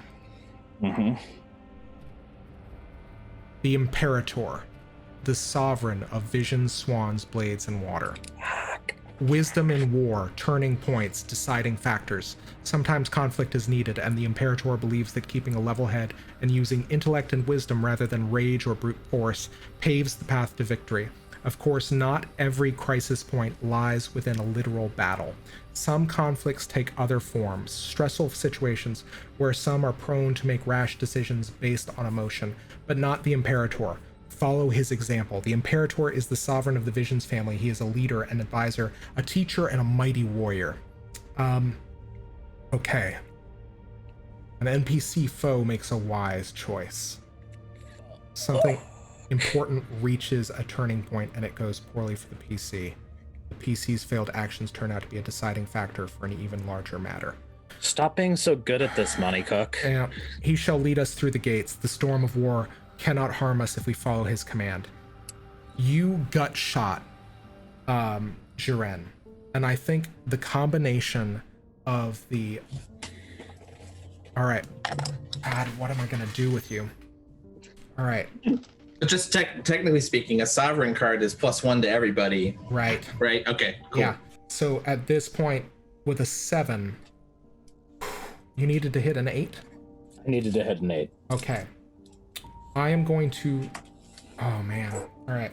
So you are going to take 6 points of damage, one of which is blocked by your armor, and one of which is blocked by the circumstance of your of kind of like the card.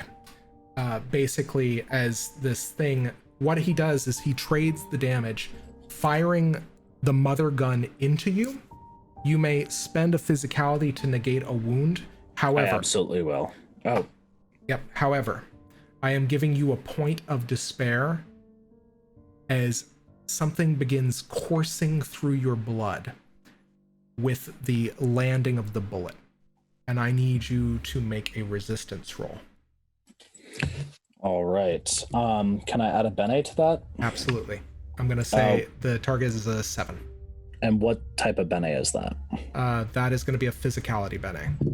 Okay, so I'll spend 1 to reduce it, and then I will be spending another physicality to add a bene to the resistance roll. Yep. So that's 7. That's 6 on the dice plus 1. Okay. So you feel something try to kind of, it's almost like a malignant consciousness trying to exert its will over your over your body. It feels almost like it's similar to when you were feeling faint from the last time that the gun shot you, but you, having kind of anticipated this, shrug it off, at which point Jaren looks at you and says, "Tough as ever, guards!" And the thought forms begin to kind of go through the doors, at which point we're going to quickly smash cut back to the other Visley. You are driving through the hollows at this point, and not only that, you have are making good time as Nikolai is basically speeding through the streets in what looks to be a very nice car. It seems to be something along the lines of almost like you get the idea that not only is Nikolai working as kind of like a confidence guy, kind of a talker, he is also probably a chauffeur for somebody important.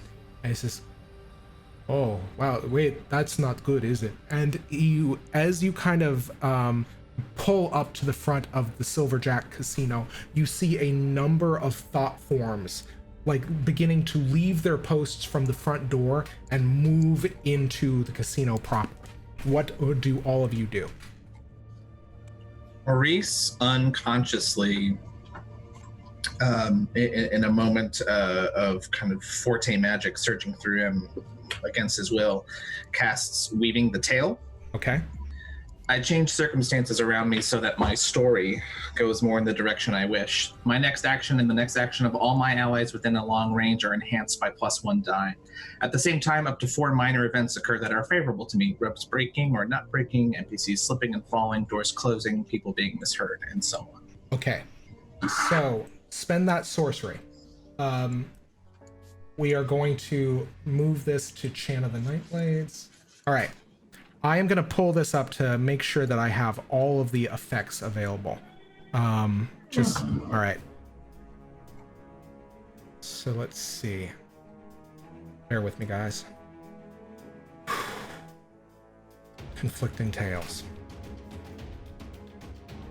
Not weaving the tale, pardon me. Okay. All right. Excellent. Okay. You have cast this spell. You are seeing the commotion at the front of the casino. All right. Slipping and falling, the doors closing. Okay, what do you do? With what? You guys feel a sheen of magic surround all of you.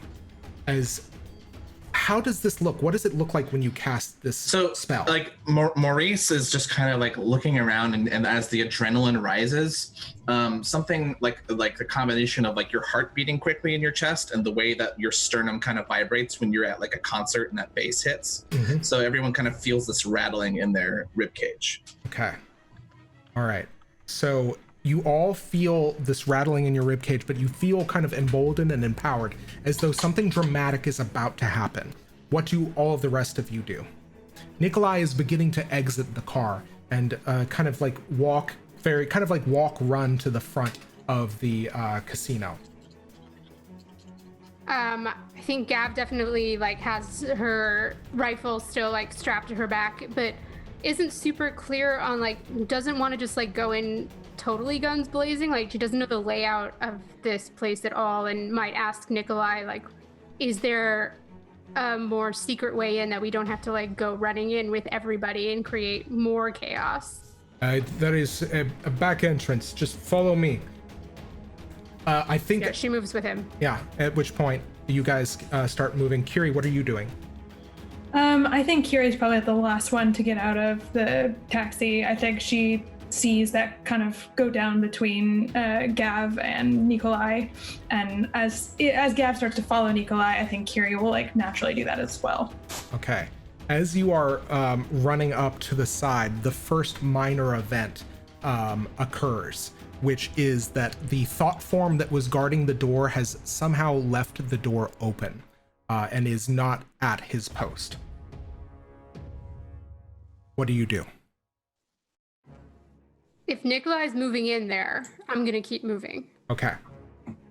Kyrrie, Maurice, anything different? No. Okay. Maurice kind of kneels down and looks at Duncan and says, "Stay here, boy. It's not safe in there." At which point, yeah, you just hear all of this kind of whimpering from Duncan as the thought form dog kind of obediently waits in the alley, waiting for your return. Yeah, as you are kind of going forward, you start running, at which point you enter through the side door. This place is, again, a liminal space, so it's much larger, but at this point you are moving among, like you are looking at people kind of moving past. You are seeing thought forms that appear to be cocktail waiters, bumping shoulders with thought forms that are clearly security running into the building. You are also noticing that there are kind of plates of food passing back. This is all kind of like the back end area. What do you guys do next? Like, I think Nikolai is beginning to move and he says, I think I know where they might be. Just follow me. I'm going to do my best here. We got to make a path.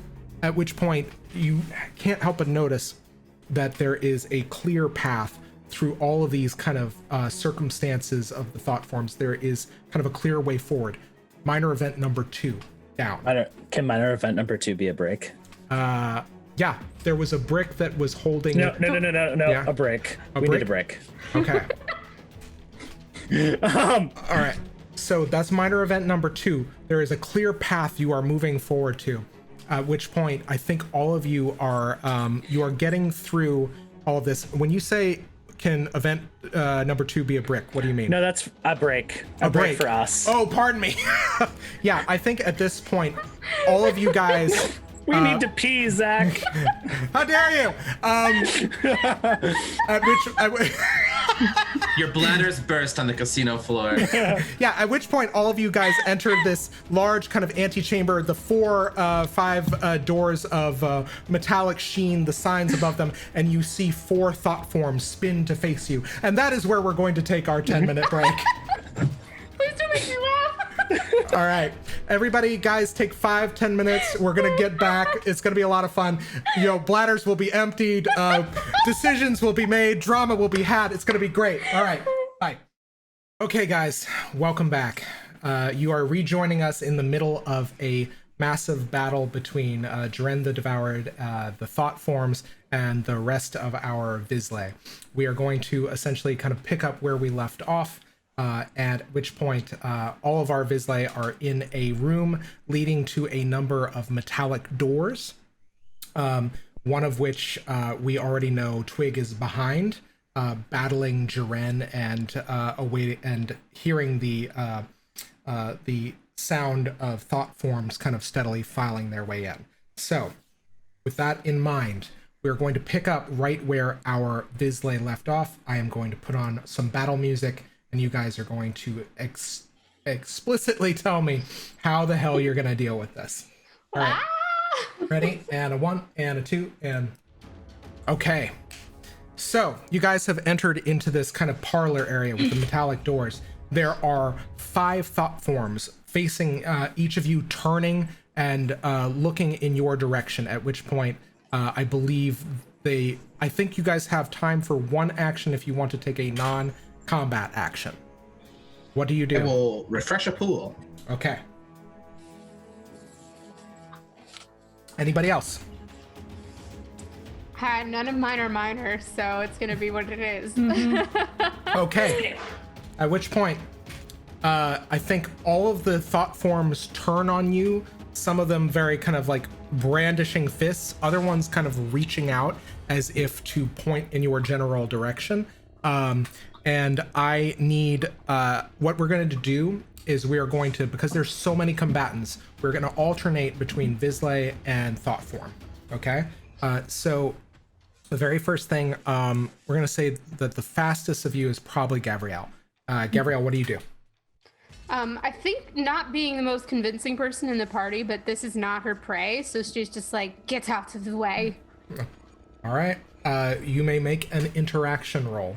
With my whole 1 point. Yeah, with your whole 1 point, difficulty Plus is... 1 from my spell. That's right. Oh, you get to do it with 2 dice as well. Ooh. Well, That's right. Yeah. That's question, Excellent. is Twig within long range? I would say Not yeah. when I cast it. Not when I cast it, unfortunately. That's You're a outside. 7. The long range? No, I looked this up. The long range is 50 to 100 feet. Yeah, Okay. yeah, probably not. That's an 8. I'm sorry, because I used my only bene along with that +1. Excellent. As you do. At which point, I think what it does is it looks kind of confusedly at you as if it recognizes something in what you've commanded.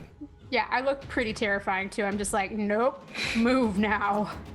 And Nikolai kind of like stares over and is just like, oh shit. And yeah, but I think one of the other one of the 5 thought forms steps forward and attempts to basically hit you in melee.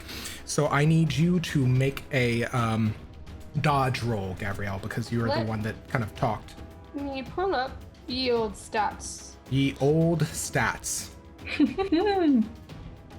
Yes, it's resistance that I have that +1. That's correct. I still have this 2 dice thing. Is that a permanent stat thing that I can do for everything? Let me double check. That's your first action, your next action. So it's everyone's next action. So my next action. Okay, so Yeah. I'm assuming that that's a no. Yeah. Correct. I think you spent it. Yeah. It's hard to keep track. There's no real initiative order, which is hard to do. But Totally understand. Sorry about that. ew, it's a crit fail. That's a 0. Okay, so this thing, like, I think you kind of snap to right as the fist impacts your face.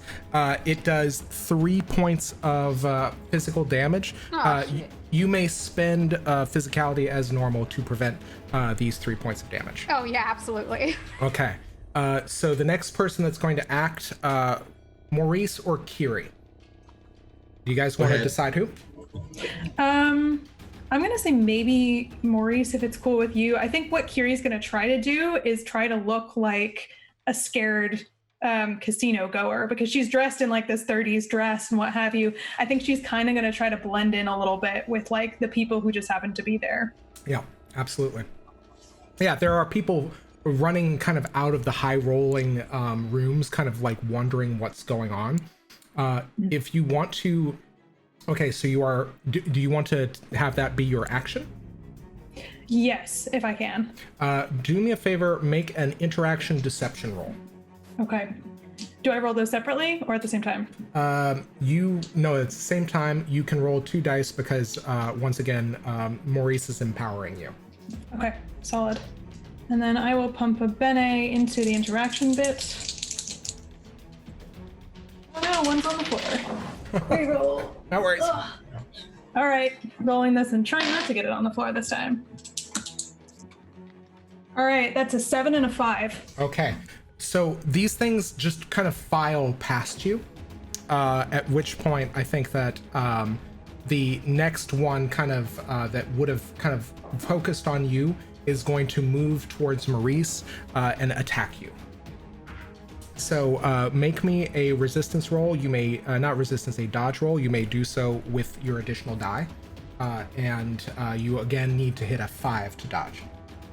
So the way it's written, is it just the next action? So this would be my next action regardless if I want to spend this, you know what I mean? Yeah, absolutely. Okay.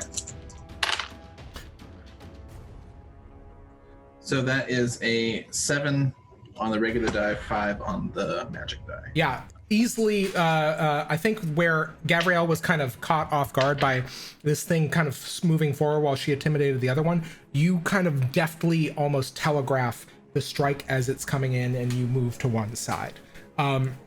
So that will bring us to the next one, which is going to again kind of, I think, move to hit. I think it's going to move to hit you again, Maurice, just because you and Gavriel are the only ones engaging it. So I am going to say you're going to need to make another dodge roll. This one, you don't get the additional die. So again, that is a 4. Okay. Do you spend a Bene or anything like that? Nope. Okay. So this one impacts, once again, it does 3 points of physical damage as it hammers its kind of concrete-like fist into your face. You may spend physicality as normal to blunt the damage. I do so. Okay. All right. So that brings us back to the top of the round. We're going to do one more round, and then we're going to cut back to Twig and Jeren. So, all right, Gavriel, back at the top. What do you do? So this thing is now decided to be in melee with me? Yeah, absolutely. That's a mistake. I think that at this moment, again, because my magic is not entirely of my own free will, seeing this thing in melee, I have an interesting question with time here. Could we hear gunshots from inside, or did they happen prior to us coming in? I think at this point, I'm assuming, I'm going to assume that at least one shot will have fired by the time you guys make it into the back room. So I'm going to say you do hear at least one gunshot.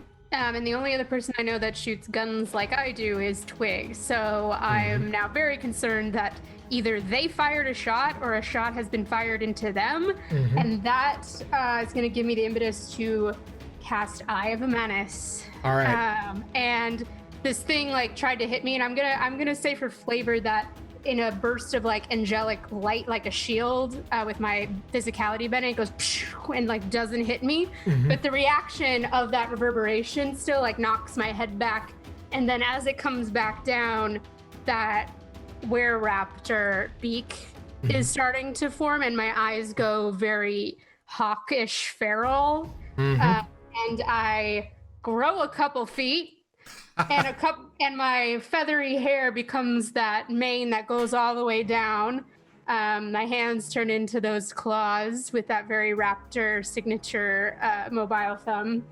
And I just need it to, I'm like just thinking like I need to get in there, and I need these like puny little things to get right out of my way the fuck now. And I just slash across it with like this growing claw-like limb, as like you can hear now. I'm pretty sure that people in the other room can hear dinosaur-like growl roar.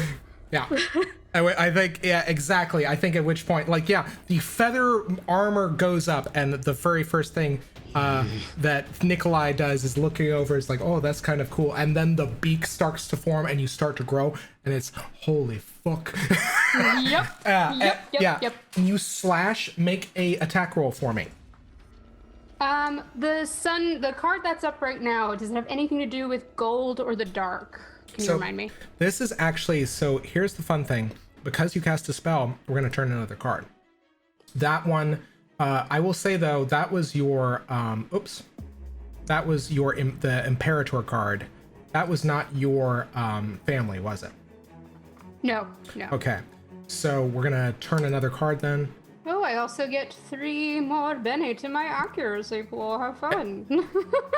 Oh, this one's great too. This is the Whispering Lover.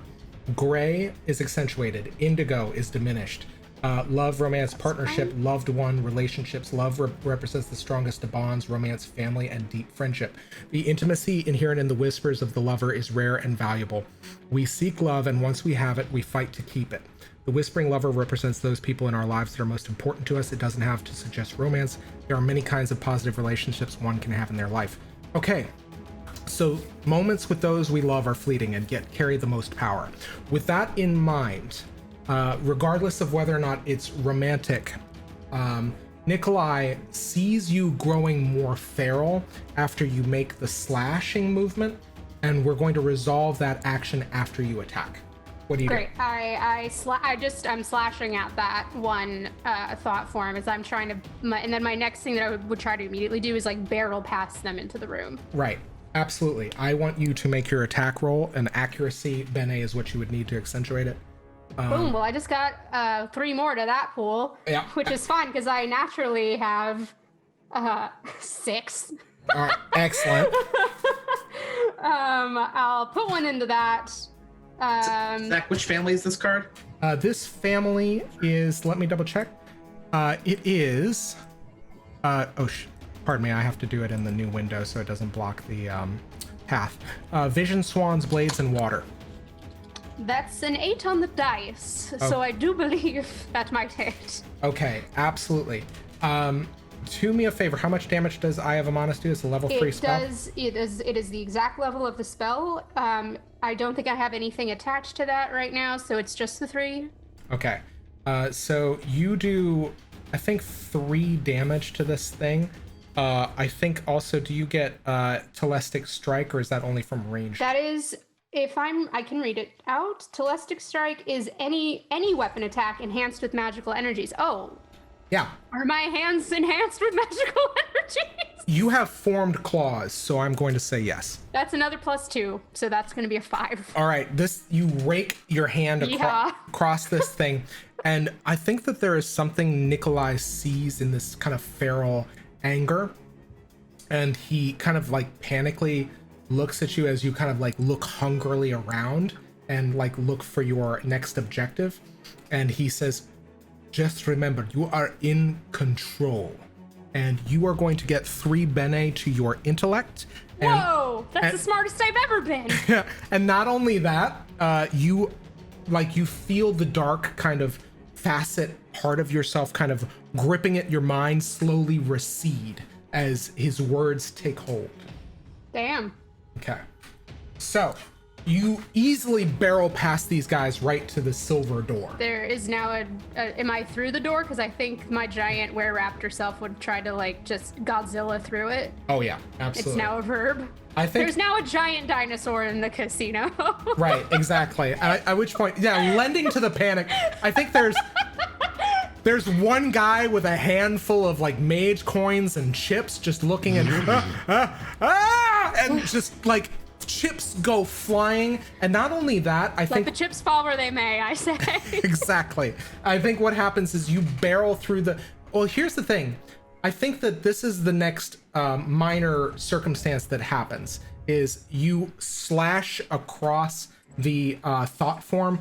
It falls and manages to impale itself, its head on the back of a fallen champagne flute shard as you move past it. So that thought form is done. You're down to 4. And you manage to kind of barrel through to the door. So that's 3 minor confluences down. Yeah. Definitely looking for Twig as I burst into this casino. You burst through the door, and we are going to resolve that once we have the rest of everybody's actions. Kyrrie, what do you do? Or no, Maurice, you're up, right? Who was first? Yes. Yeah. Sure. Okay. So I think Maurice.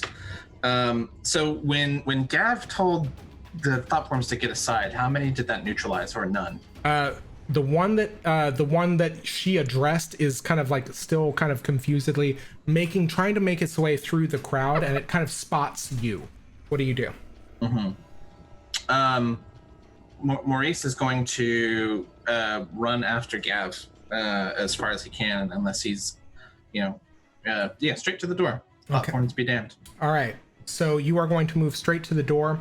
I am going to let you resolve an action if you want, as soon as we resolve what Kyrrie is doing in the room. Kyrrie, Great. What do you do? I think Kyrrie is going to try to make her way towards the door as well while still staying blended in with the crowd. Mm-hmm. And in order to do that, I think she's going to be talking to the crowd, kind of saying like, I think we should go this way, like gesturing in the opposite direction so that the crowd starts moving against the thought forms. And then she can use that as a distraction to slip into the room. Okay. So I would like you to make a stealth check. Okay. All right. So basically, movement ad bene as normal. Yep. You are going to need a hit to hit at least a 5 on your venture. Okay. And that's just 1 die or 2? Was that your next? No. Did you already take you already took an augmented action. So yeah, it's Correct. just 1 die. You can Okay. add sortilege, however, if you'd like. Okay. Yeah, I'll add sortilege. Why don't I do that? Yep. And you've already got kind of like blending in, so I'm going to make that target a 4. All right. Okay. Cool. And that is a 4 on the die. Excellent. Okay. So you manage to kind of weave your way through the crowd. The thought forms are beginning to follow behind you. They are just trying to weave their way through the crowd. I think at this point, we're going to cut. I think one of them's probably going to take an attack on Maurice. But before we do that, we need to resolve Maurice's action.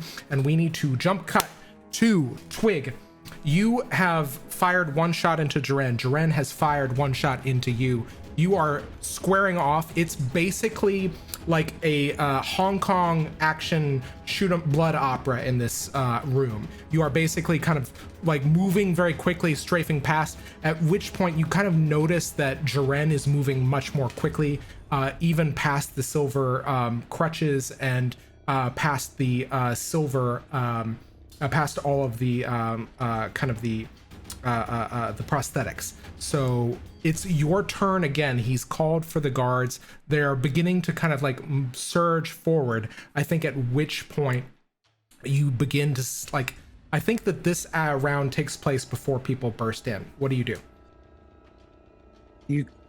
How far is he from me? You guys are very close. I'd say he's about 15, 20 feet from you. If you wanted to close in on him, you could.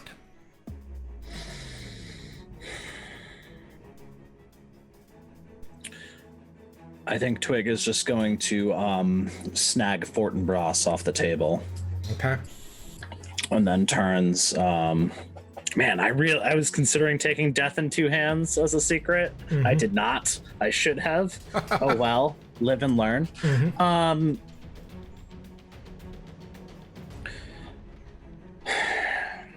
You could have just left this alone. Didn't have to be this way. Are you choosing to engage and like have a conversation? Oh, I'm saying this as I'm leveling a gun at him. This is very much this is a why are you like this as I'm about to shoot him in the face. Yeah, at which point I think you hear him say, what was it? If it weren't for you, we could have won the war.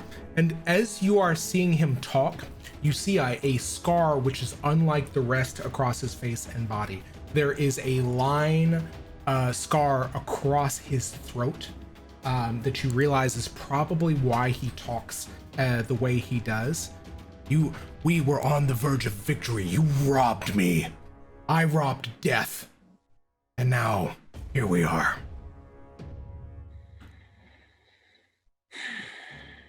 I don't remember much. And Twig is leveling the gun as they say this. But you know what I do remember? Starting to come back to me. You say I was a crusader. You say you looked up to me, that you feared. You seem to have lost that, and I think you probably shouldn't have.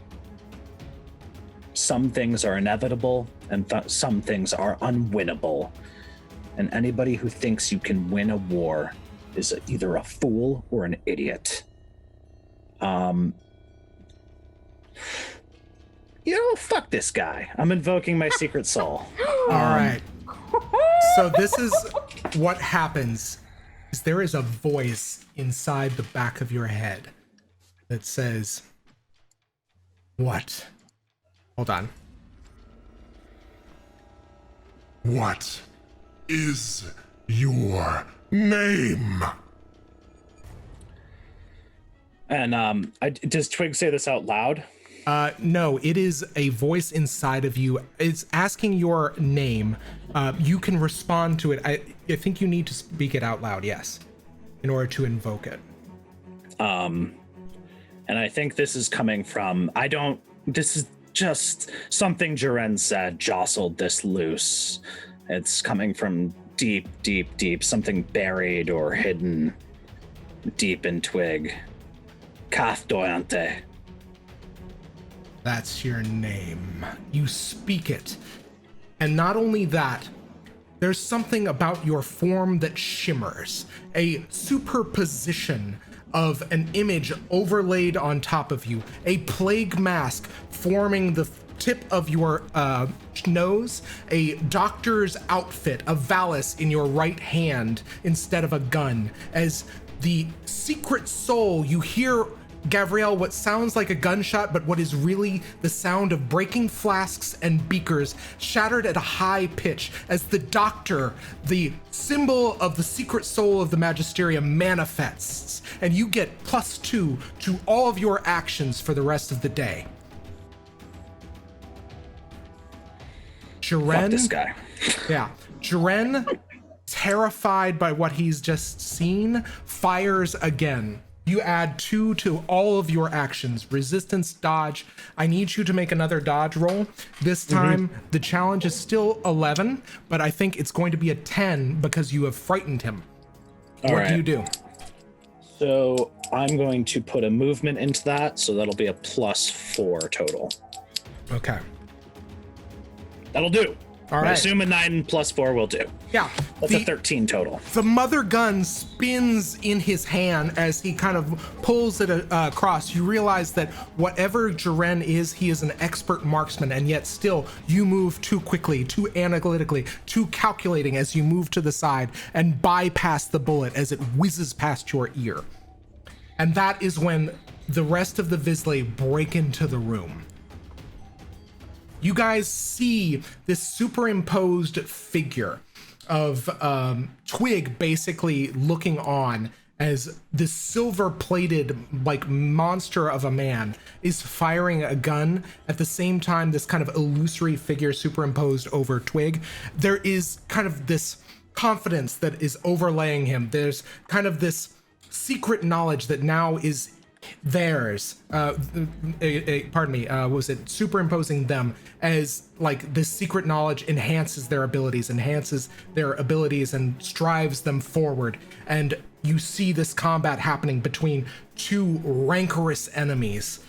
And that is when, Maurice, you get to take your action. What do you do?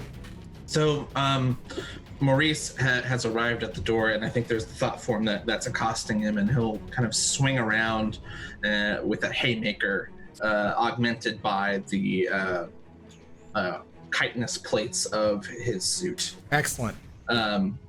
So that is an accuracy. He's going to spend a sortilege as well.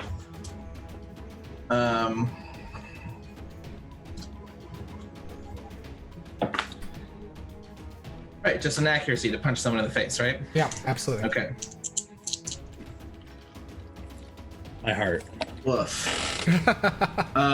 Ones on both dice. However, However, +1 from the suit. +2 more from the Bene, and +1 because this is my card. excellent. So we're actually at a 5. Excellent. So that 5, you basically, that is enough for your haymaker to drive home. How much damage? By the way, what does it look like when the chitinous plates form this weapon?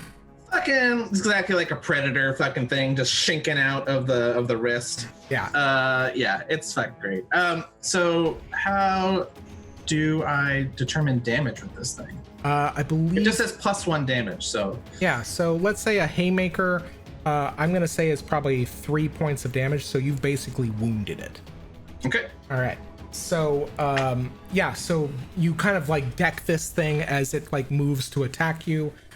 It kind of, I think it's still going to need you to resolve a accuracy roll. As I will say, I will give you +1 to your venture as you have kind of decked it with the chitinous plates. So this is a dodge. Yeah, dodge, hit a 4, and you can move out of the way. Well, with my card and your bonus, that's exactly 4, 2 on the die. Nice. All right. So you definitely kind of again like move out of the way as you've landed this big blow, and it kind of just kind of falls to one side, struggling to get up as the other thought forms move behind it. That said, because you invoked your secret soul, because it's the equivalent of the greatest spell you can cast, I am going to turn another card, and we're gonna see how it goes. Okay.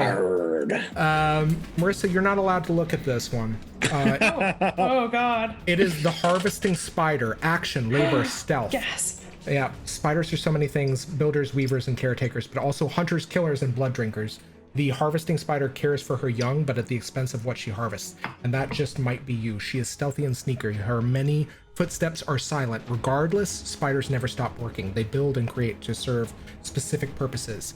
Okay, so game narrative. Someone takes action. Yeah, this is thieves or spies are active in the shadows. I think that this represents Nikolai. Nikolai is going to, hold on, that dream you had of a spider sipping the fluid. Ugh. Just a mother's desire to feed her babies. Don't think anything of it. Okay, so it accentuates the color red. It diminishes the color blue. And I think red, you say? Red, most definitely. So oh dear. Yeah, so add 1 level to your spell as you kind of move forward. I think will accentuate the kind of like effect on the damage. So Nikolai is going to move forward. He is going to see his employer in one hand. He is going to see this terrifying visage kind of enhanced by the power of their secret soul. And yeah, I think what he's going to do is the next minor event that helps you is one of the thought forms is going to try to move behind you and assault you, at which point Nikolai pushes one over and manages to basically knock it prone and blunt its attack before it can move in to attack either Gavriel or Maurice. Kyrrie, oh wait, actually, Kyrrie, you didn't need to resolve an action. You already did your move. Okay, so we're back to the top of the round, and I think which family is the spider? The spider is, and I will tell you just a moment. The family of the spider is mysteries, rats, mirrors, and stone. So I believe that that is Kyrrie's. Yeah. Okay. So top of the round again. I think, though, as you guys file in and kind of rush to Twigg's rescue, you are going to hear Jaren say, "Wait, I know you. I know all of you." At which point, Twig, it's your action. What do you do? I'm gonna drop all my notes on the floor.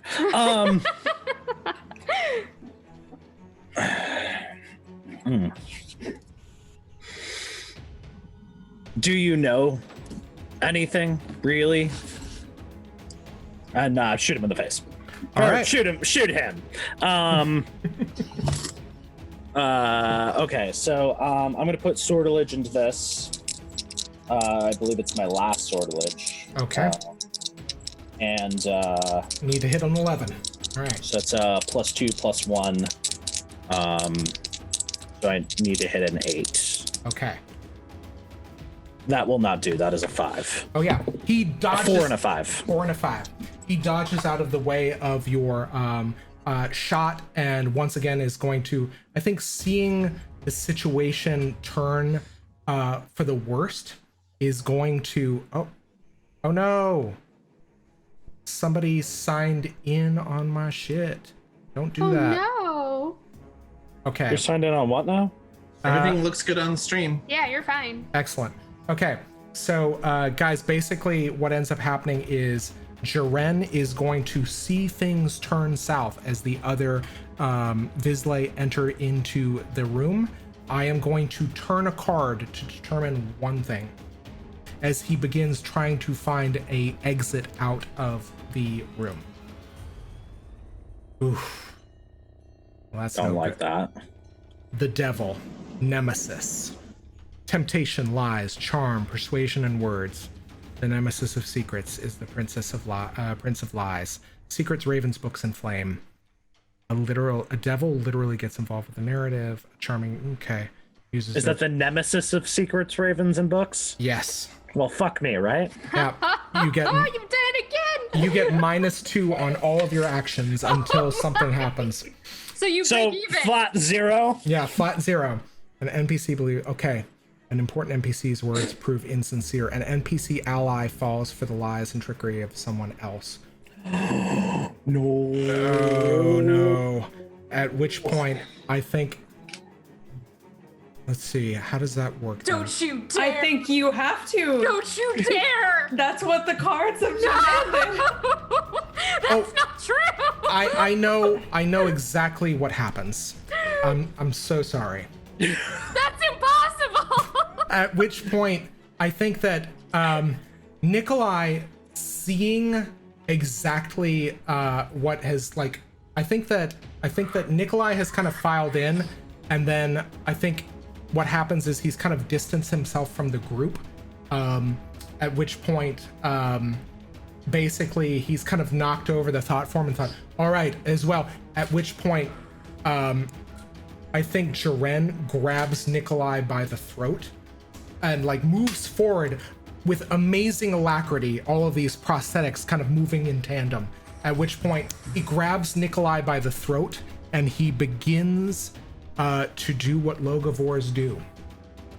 And he looks at all of you and he says, You will stop or I will suck him dry. I will strip every memory, every layer from his mind.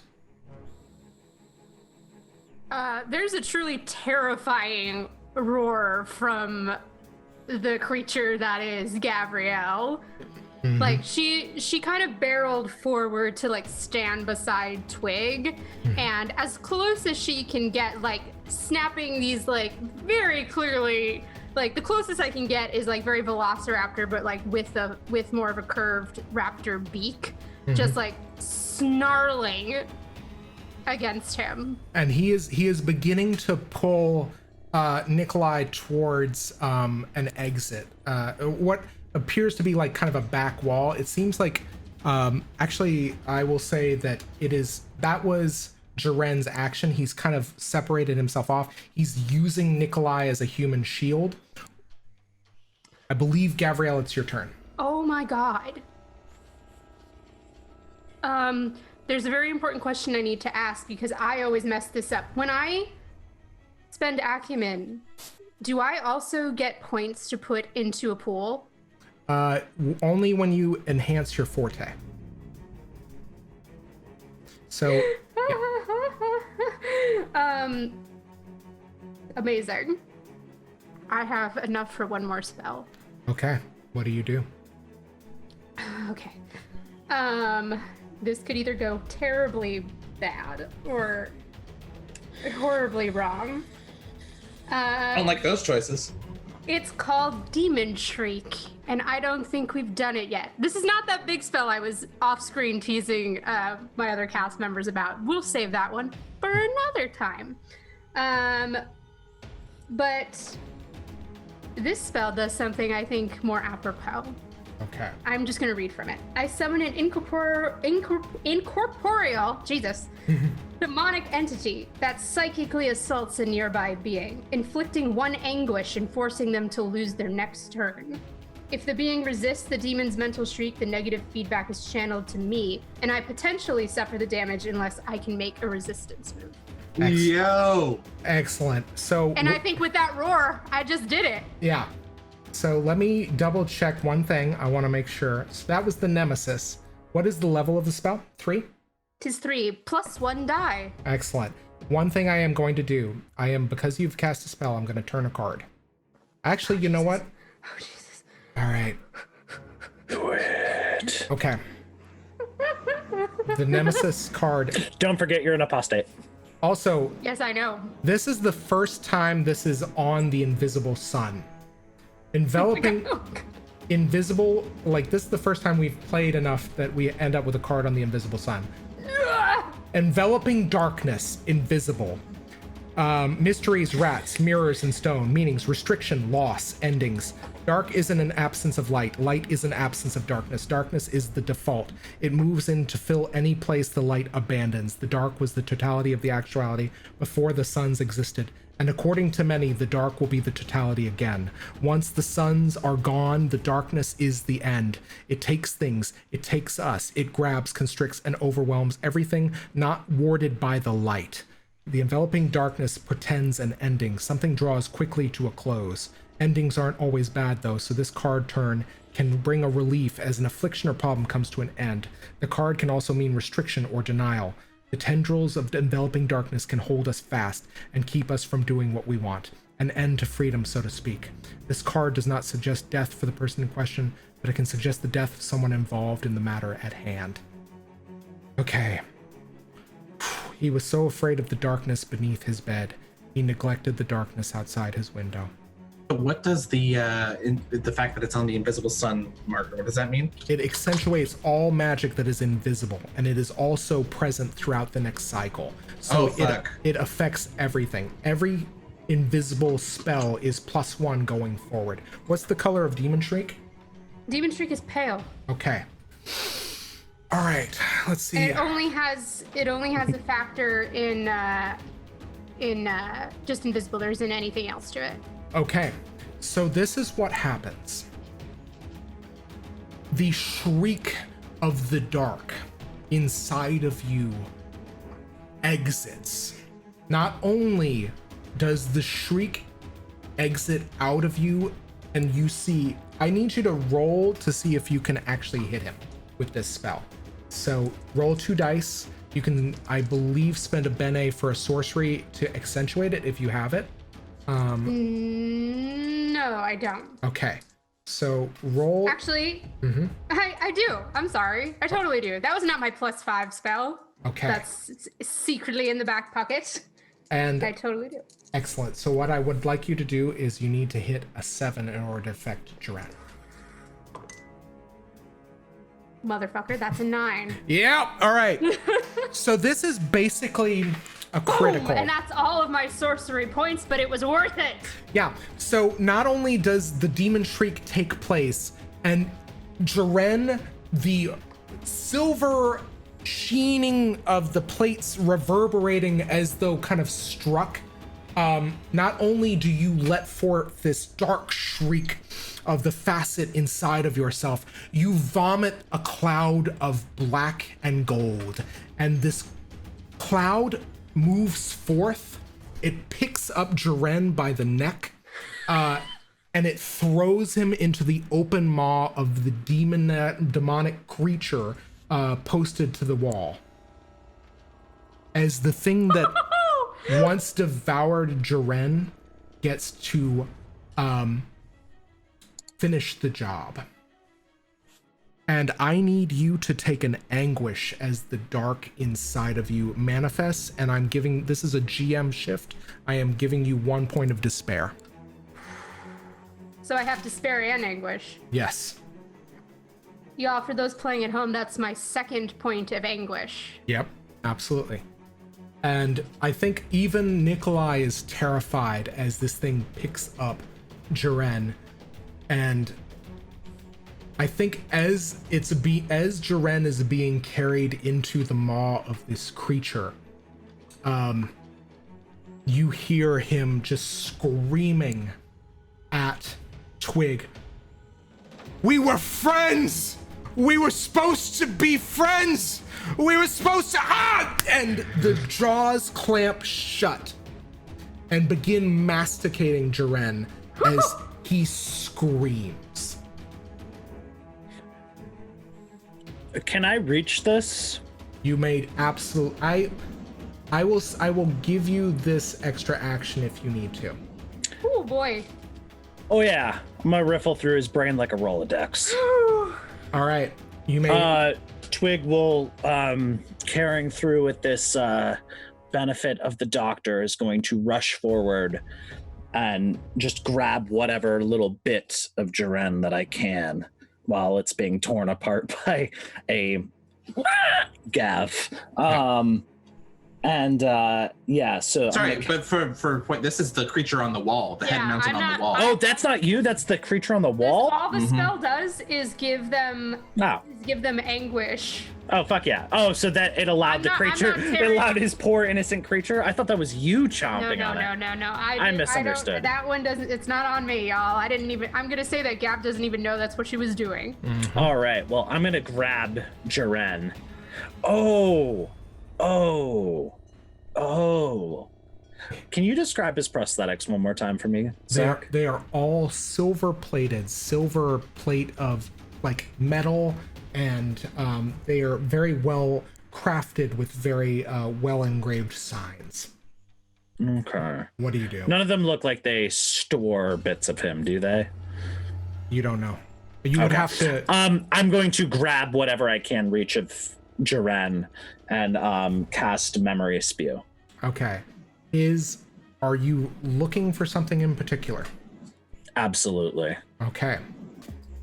So I'm spending the extra sorcery points to choose. Okay. What are you looking for? I am looking for the memory of what I stole from him. Okay.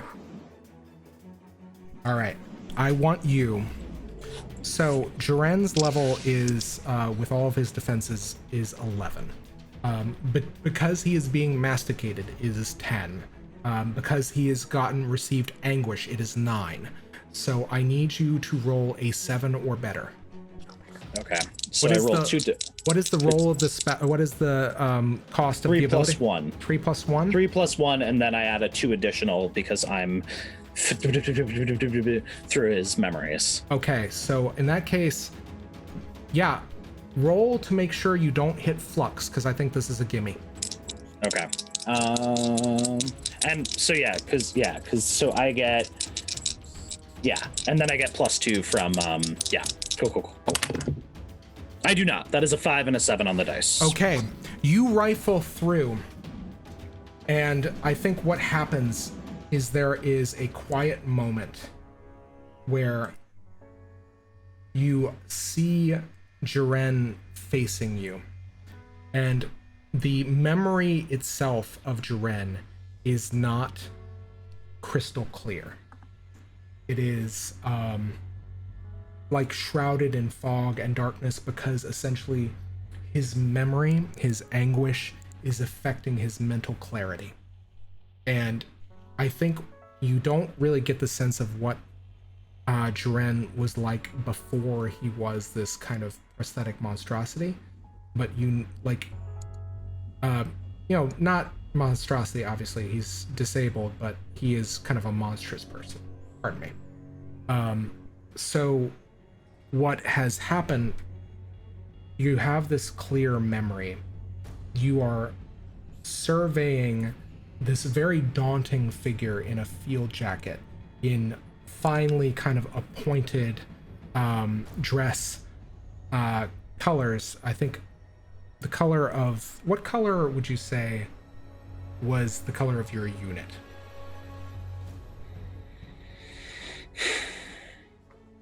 Dark red. Okay. Crimson. So you are looking at this crimson field jacket, these kind of like finely appointed dress fatigues and what have you for military action. And you see Jaren say, "You don't understand that the pain engine, it's exactly how we can beat them. We can beat the enemy this way." And like when you hear like the enemy, it's like almost like garbled and scraping. in your mind, as though it's being kind of filtered and censored out. We can strive forward. I thought you would understand, at which point you don't even see the flash of the blade as it slits your throat. And your hands grapple your temples as basically you have descended on Jaren in his memory. From the point of view, your gaze staring into Jaren's face is steely, earnest, focused, and you steal this memory from him. And you watch as the vision kind of crumples to the floor, your perspective moving to your shins and your knees. It is a very surreal experience to watch yourself defeat Jaren, or basically incapacitate and nearly kill him from this perspective. And you watch as yourself, you look down at him and you watch the light leave his eyes. After a moment, you walk off in the memory. And before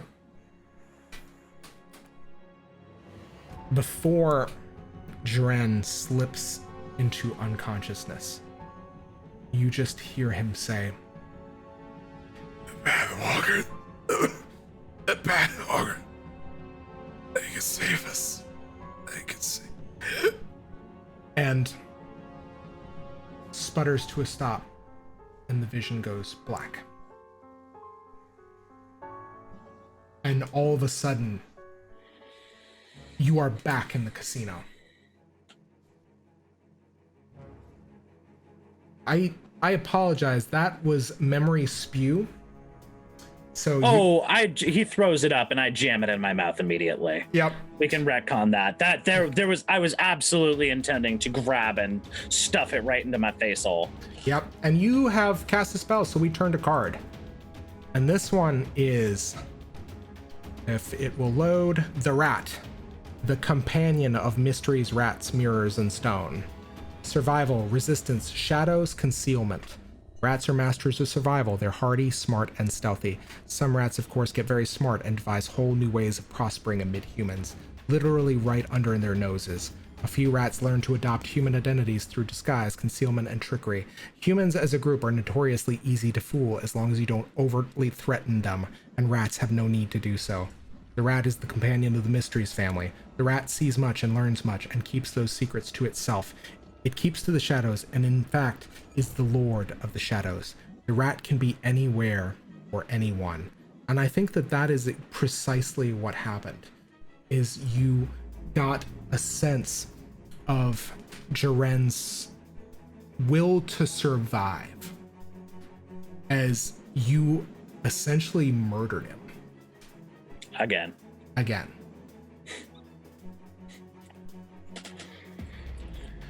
What do you do? How badly chomped is he at this point? Is he dead yet? Again? Yeah, I think this thing is intent on finishing the job. It doesn't even have a stomach. It doesn't have a gullet. It is just trying to kill him with its teeth. Not to hog the spotlight, can I walk right up and just speak to it and just go, "You can sleep now," and fire the blood revolver with the second pale seed loaded into it. Yeah. Right into its temple. Yeah, I think I'm gonna give you that as a free action, but that doesn't change the fact that there are still thought forms behind you. So I don't care. Absolutely. Back to the rest of the Vizsla. What are you guys doing? Starting with Gavriel, you have basically killed Jaren. No, Gavriel, you already acted. Twig, you acted. Maurice, Kyrrie. Maurice, what are you doing? So Maurice is. Does Maurice have a good idea that this shimmering figure is still Twig? How visible is the Twigness? The twig it's basically kind of like a superimposed translucent specter over their form. Got it. So Maurice has entered the room and kind of backed into a corner where he can see everybody, including Kyrrie, and is just trying to kind of triangulate everything and make sure, you know, he has an eye on all sources of threats. So I think as the thought forms come in, Maurice will shout, "It's not over yet."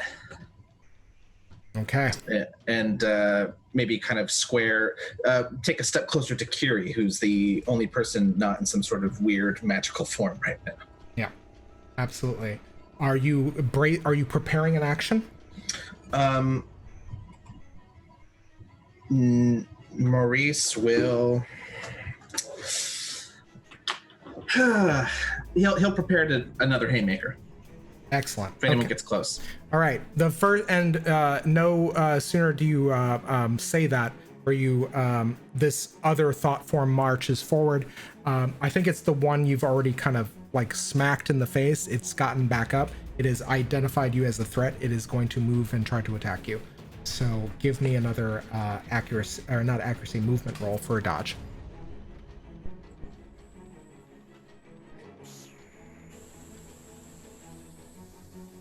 That is an 8. Okay. Yeah, so the haymaker, like, honestly, this one tried to kind of respond with a haymaker of itself. You once again kind of, with an alacrity that kind of surprises you, you step back as this thing steps forward, and I think you kind of like trip it a little bit as it kind of moves just past your kind of melee range. Kyrrie, what are you doing? Right. So, question for you as GM. I think Kyrie's mind has now turned towards, since Jaren is dead, correct? Or appears to be? You can examine him to make a final estimation, but it'll take your action. What do you want to do? Yeah, I'll do that. Okay. Go ahead and give me a perception roll. All right. I was going to say this is going to be like a 6. All right, that was an 8. Okay. You take a look. He is not moving. The silver plate is hanging off of one side of his face as the other half is kind of in the grips of this now no longer moving jaw. Okay. So as far as I can tell, he's dead. Absolutely. All right, so Kyrie's mind is going to be turning toward the idea of escape or getting everyone out of there. Question though, mechanically, if something requires more sorcery points than I have, is there a way to get extra or not? You can use a action as a rest. Okay. You can basically you use an action to rest and recharge a pool. Okay. Well, so my question is sort of because this happens at the same time. Well, at the moment, my action's already been taken, correct? So this would be next round anyway. Yeah, I think so. Then we'll leave it for now, and I'll ask that question when we get there. Okay. So I believe at that point, I think one is going to once again try to hit Maurice, just because you are the one that is. Oh, actually, no. It's going to close in on Gav, having seen this thing depose its employer. It's going to try to move to attack you. I'm going to say you can also add the Eyes of Amanus to your venture to dodge, because you are basically in monster form. I have a question though about the difference between rounds and encounters. So the depletion rolls for this happen after every combat encounter, not rounds. You are still in an encounter. It's still an encounter. Okay, Yep. that's what I just wanted to make sure. You're of. good. Yes, I will roll for that. Ooh, not great. A 3. Okay. So did you add your level? Wait, I add my level to that? I thought you Not just your gave me a level. +1. You are adding the level of your spell of Eyes of Amanus. Oh, in that case, it's a 5. Yeah, exactly what you needed. You again kind of like jump out of this thing's way as it tries to attack you. Gotcha. Okay. Yeah, I feel like it's fair because you've transformed. That makes sense. Yeah. I'm rolling with it. All right. So, at which point, you guys are kind of facing the numbers. Nikolai is choking, coughing, trying to regain his wind, as I think that the silver grip of Jaren took its toll on him. That's when you see another thought form move behind the others and just as you think it's going to close in with you, you see it pull a revolver out of its back pocket and fire into one of the other thought forms. And What? yeah, and I think that Swear to God, if this is Basil, I'm gonna be so fucking pissed at this little shit. I'm gonna say that it's I think that leaves 3 thought forms, as they're all kind of like, there is now chaos as one of them has just fallen from what appears to be a revolver shot to the head. Can I just say I'm so curious about this thought form backstory? Like, are there factions of these thought forms that had disagreements and suddenly there's a mutiny? There's a union.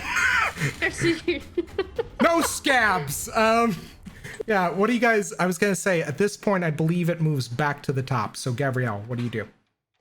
I think first she's gonna like check on Nikolai, which is kind of funny in like monster raptor form. I think she just like not like headbutts him, but like nudge, and then turns towards the thought form that tried to attack her, and with like a very Archaeopteryx tail. If anyone is a dinosaur nerd like I am, bats it aside, just sort of like swings it into one of the craps tables. Make an attack roll. I'm gonna add 1 to your challenge because you're trying to move it as well. Okay. So let's say a 6. That's already added. I don't need to subtract. Okay. Oh, that's what you get. Oh, a failure. That's a 1. Oh yeah, I think that. Oh wait, but I forget to add stuff to this. Oh wait, no. The damage is my spell. That is a 1. Okay. There's nothing that gets added. Fair enough. So yeah, this thing, you kind of try to bat it aside, but I think all of the chaos, you are trying to nurse Nikolai at the same time. And I got that now +2 anguish. Yeah, exactly. You gotta let me remember that, because that's to any of my qualia. Yeah. And I keep forgetting. Yeah, at which point I think, sensing an opportunity, this thought form is going to close with you and attack one more time. Okay. Is that dodge still in place with my spell? Yeah. Okay. Yeah, don't Much forget better. That is an 8 on the dice, and it's dodge, so it's certes, so there is no minus on that. Yeah, I think this thing sees you kind of like trying to nurse Nikolai and sees an opportunity, but you kind of like kick it aside, or kind of like move to, not today, Satan. You move it to one side, and now I think next person up, Maurice, what are you doing? So Maurice looks at Kyrrie, kind of thinking the same thing she's doing. It's like, is he dead? He's dead as far as I can tell. Let's get out of here. I think I have a way. Then do it soon, and Maurice will kind of run up to the next thought form and throw another haymaker. That's an 8. All right. Yeah. Oof. Once I think this one you knock down very like, I think this one, like, it moves to close with you and just like boom, just like honestly it drops like a sack of bricks. At which point I think that the next thing that happens is there's probably one more thought form that is going to take its turn, but I think what ends up doing is it's going to go after you again, Maurice. That one that fired at the other thought form, though, is also moving inside of the room with you. So what? Why don't you make me another dodge roll? 4. Okay. This one does impact. You take another 3 points of damage. Again, spend physicality as you need it. If you need to. If you can, rather. Okay. And I do so. All right. So you again negate the 3 points of damage, at which point that thought form with the revolver is moving to shoot the one that just attacked you. Kyrrie, what do you do? All right, so here's what I would like to do, and here's what I'm going to propose, and we're going to see if this works. What I would like to do is use my new ability, Witch Step, which is a general spell where I think of a location where I have previously stood, and with a single step, I stand there once again, no matter how distant. However, in its normal inclination, this spell only applies to me, but I now have a sortier. And what I would like to do is use the ability of this sortier to, with touch to everyone else around me, pull the whole group out. Now, normally this says that I have to spend an additional 2 sorcery to do that. So that's where the balance, I only have 6 sorcery total. But what I'd like to propose is I haven't actually cast a spell at all this round. So the Vancian part of my brain is empty. If I spend the full, what I have in my Vancian magical capability, could that take the place of the additional 2 sorcery points? So I'm going to tell you what I'm going to do. Okay. You can guess what I'm going to do. Oh boy. Pull a card. Uh-huh. We're going to Can I also interject this just before that happens? Because especially if Twig gets any hint that that's about to happen, they are going to lunge for Jaren's body and attempt to grab it. Okay. I will say this. I am going to turn a card. I'm going to set a challenge based on the card. And if you can act in time, you will be able to pull the body with you. Sound good? Okay. Whew.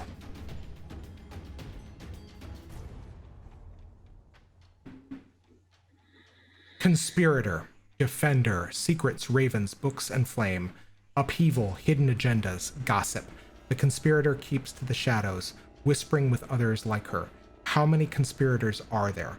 Who is involved? We never know. Those hushed whispers in the right or wrong ears can tear us all apart, bring us all crashing down. The conspirator is the defender of secrets. She guards them and the family they represent. It's her role to know the secrets and spread them as needed, whispering to just the right people at the right time. When this card is turned, only someone engaging in conspiratorial action looks at it as a good thing. For them, it means secrets are kept safe. For everyone else, this card means conspirators work or speak against you, or at the very least, that some surprising upheaval may be coming. A big traumatic change occurs. A secretive group of NPCs is involved in the narrative. She speaks in words of power, but a different kind of power. First off, who's Secrets, Ravens, Books, and Flame? I'm Secrets, Ravens, and Books. All right. I am going to say, based on this card, the card... Who's Flame? Yeah. What's Flame? Where do you even get Flame from? Hey, it is what it is. It's There's an a lot element. of combinations. It's pretty cool. It's one of the combinations? Yeah. So here's the thing. This is what's going to happen. I have set the challenge rating to the number on the card, which is 7. You have +2 to your actions. It is a defender, so you also get +1 to your action. If you can roll a 4 with or without Bene, you will be able to pull the body with you. Definitely a Bene. What pool would that be from? I'm going to say that this is movement. Dope, because I'm running out of pools really fast, y'all. Right. Woo! 5 on the dice. All right. Hell yeah. Very You nice.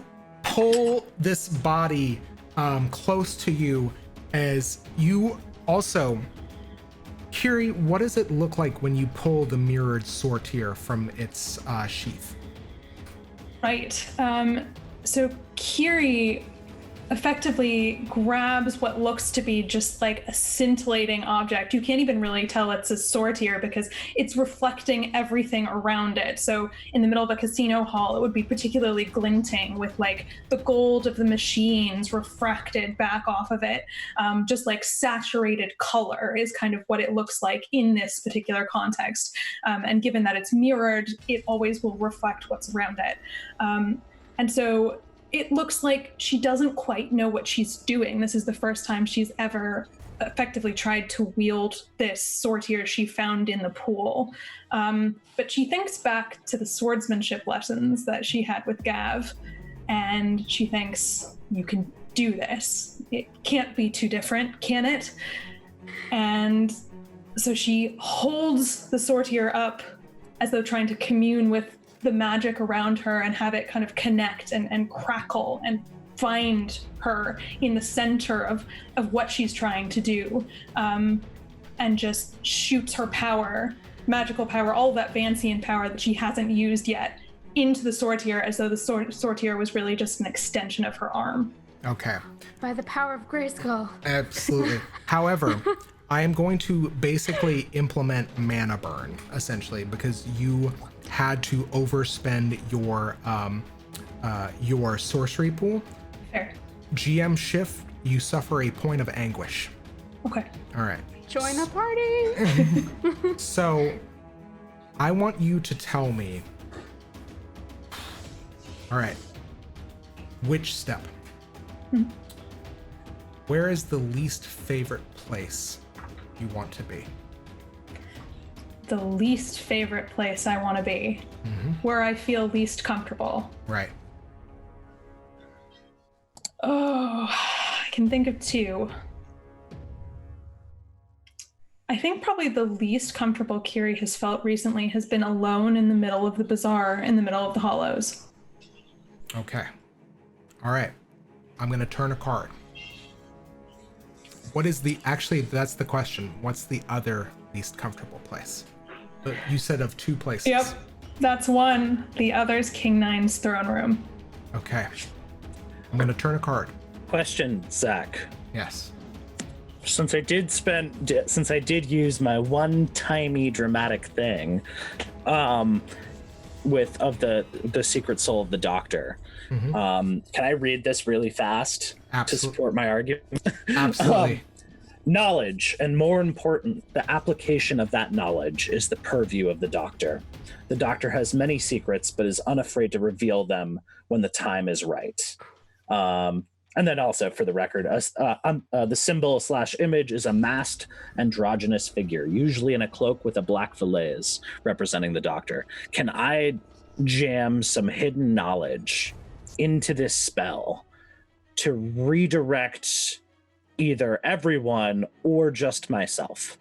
You know what? Because you have like your natural counterspell and your natural spellbreaker ability, I'm going to say you can add some interference, but it's all going to depend on this card pool. Okay, cool. I just want to say I'm going to do that. How that plays out. Okay. God, I am overlaying a card on top of the Sovereign, and it just feels so weird. All right. The cat. Companion to notions, cats, clocks, and wind. Solitude, curiosity, cleverness, dexterity. Cats see much, they prowl about, or simply find a good vantage point and watch and sleep. Should something really catch their eye, however, they move to investigate. Curiosity killed the cat, as the saying goes, and it's true, but cats have 9 lives, and thus they can afford a little curiosity. The cat is the companion of the notions family. It watches over them, and sometimes even protects them. So... That's me. Oh, right. Okay. Someone important to matters at hand is a misanthrope and lives alone. A cat takes an interest. A trap is sprung by a curiosity. An NPC's cleverness gets them into trouble. A PC avoids danger that would have harmed them. A PC finds a clever solution to a problem. Humans make excellent domesticated companions for cats. I love that flavor text. God damn, I'm out of cook. Okay, I'm gonna say this. All right, I think that Gavriel, you exchange a glance with Twig as that black and gold smoke pours back down your throat, trying to find its way back inside of you. And as this happens, I think that the spirit of the, like, imbued with the spirit of the soul of the doctor, Twig, you may redirect the spell to where you want to go. Can I split it? How would you like to do that? I would like to drop everybody else in... Where did I get the feeling Maurice felt safest? Are you asking Maurice or what you think, Maurice? I'm asking, yeah, like, I guess I'm asking, like, what do you think, where do you think Maurice looked the most comfortable? That Twig saw. That Twig saw. The Museum of the Lie. So I think just on a snap decision, Twig will use hidden knowledge, this knowledge kind of flowing from this archon, this avatar of secrets and knowledge and subtlety, I guess, to a certain degree, and will just poke this chaotic spell that the Vance has unleashed just enough, and if possible will not go to the same destination. Okay. Question. Who are you sending where? Everybody else to the Museum of the Lie. Kyrrie, you have a question. May I try to resist because this is my magic and go where Twig goes? All right. You may. Okay, I'm gonna say this is a contested roll. You bet it is. Yeah. So, that said, I think that what is fair? Your sorcery is exhausted. Mm-hmm. Twig, how's your sorcery looking? I am currently sitting. So that's an interesting question because I have other stuff, but I'm 5 out of 8 on sorcery and 2 out of 5 on physicality. Okay. Because I can also draw from my physicality pool. So I'm gonna ask you guys what feels fair. I think actually, you know what? I'm going to say this. You may draw from any one of your traits, your pools. You can choose what you decide to use. Keep in mind, the soul gives Twig +2 to all actions. And I want you to spend points from and give me the flavor of how you do that. Question. Or If we contested roll, depending on how we roll, can I flub it and allow Kyrrie to come along if I think it's appropriate? Absolutely. Okay. All right. First off, who is rolling with what and how do you do it? Blood, physicality. Okay. Kyrrie? I'm going to say intellect. All right. I think I'm going to have guessed, kind of try to intuit what Twig might do, and therefore have this kind of ready. I will also say you may spend either Bene or Sortilege as normal. Okay. What do you do? I think I will spend intellect to pump 1 Bene into this roll. Okay. Yeah, I'm out of sortilege, so that's just a Bene as well. Okay. So, Twig, you start with 3 to your venture. Kyrrie, you start with 1. Mm-hmm. Roll it off. All right. That's a 3 on the dice for me. And we have... That's a 6. Awesome. Okay. Oh, so that's a tie. Because I have a Bene plus... Oh, or was that including the Bene? From you. That was 6 on the dice, No, so that 7 total. You tie. Yeah, that's it. Oh, yeah. Oh, yeah. Because you have the 1 Bene, and Yeah. then I add 2 Yep. plus 1 plus 1. Yeah, never mind. Kyrrie beats by 1. Oh my god. Yeah. Woof. So, Kyrrie, how you anticipate this kind of interference. You are like, you feel the current of magic circling around Twig, and you feel the ability to pull. What do you do? I latch onto that ability. I latch on to where Twig's going, and in my mind, or with my voice, maybe both, I don't know. I'm literally in the full throw of my complete magical ability. I say, no, you don't. And I latch on. I will say this.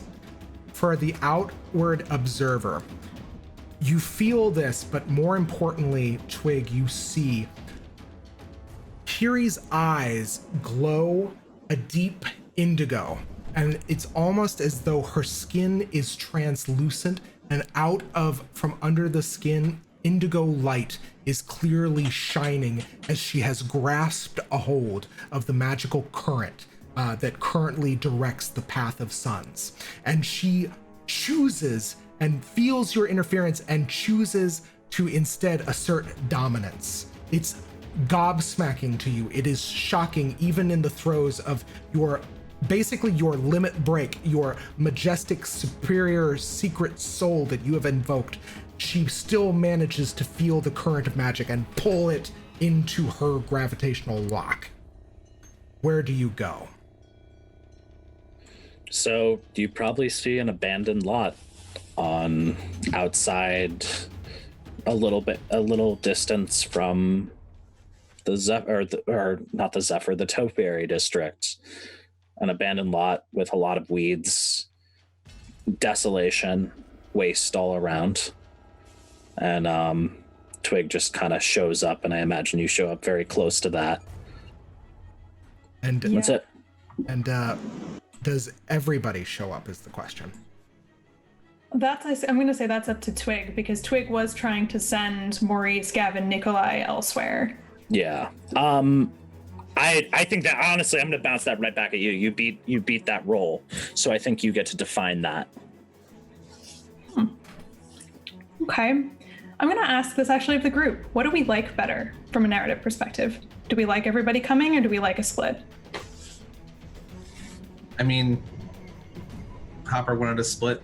Let's see it. Okay. Marcy, you agree? Not really, but I don't want to have that contentious debate on stream. Okay. So in that case,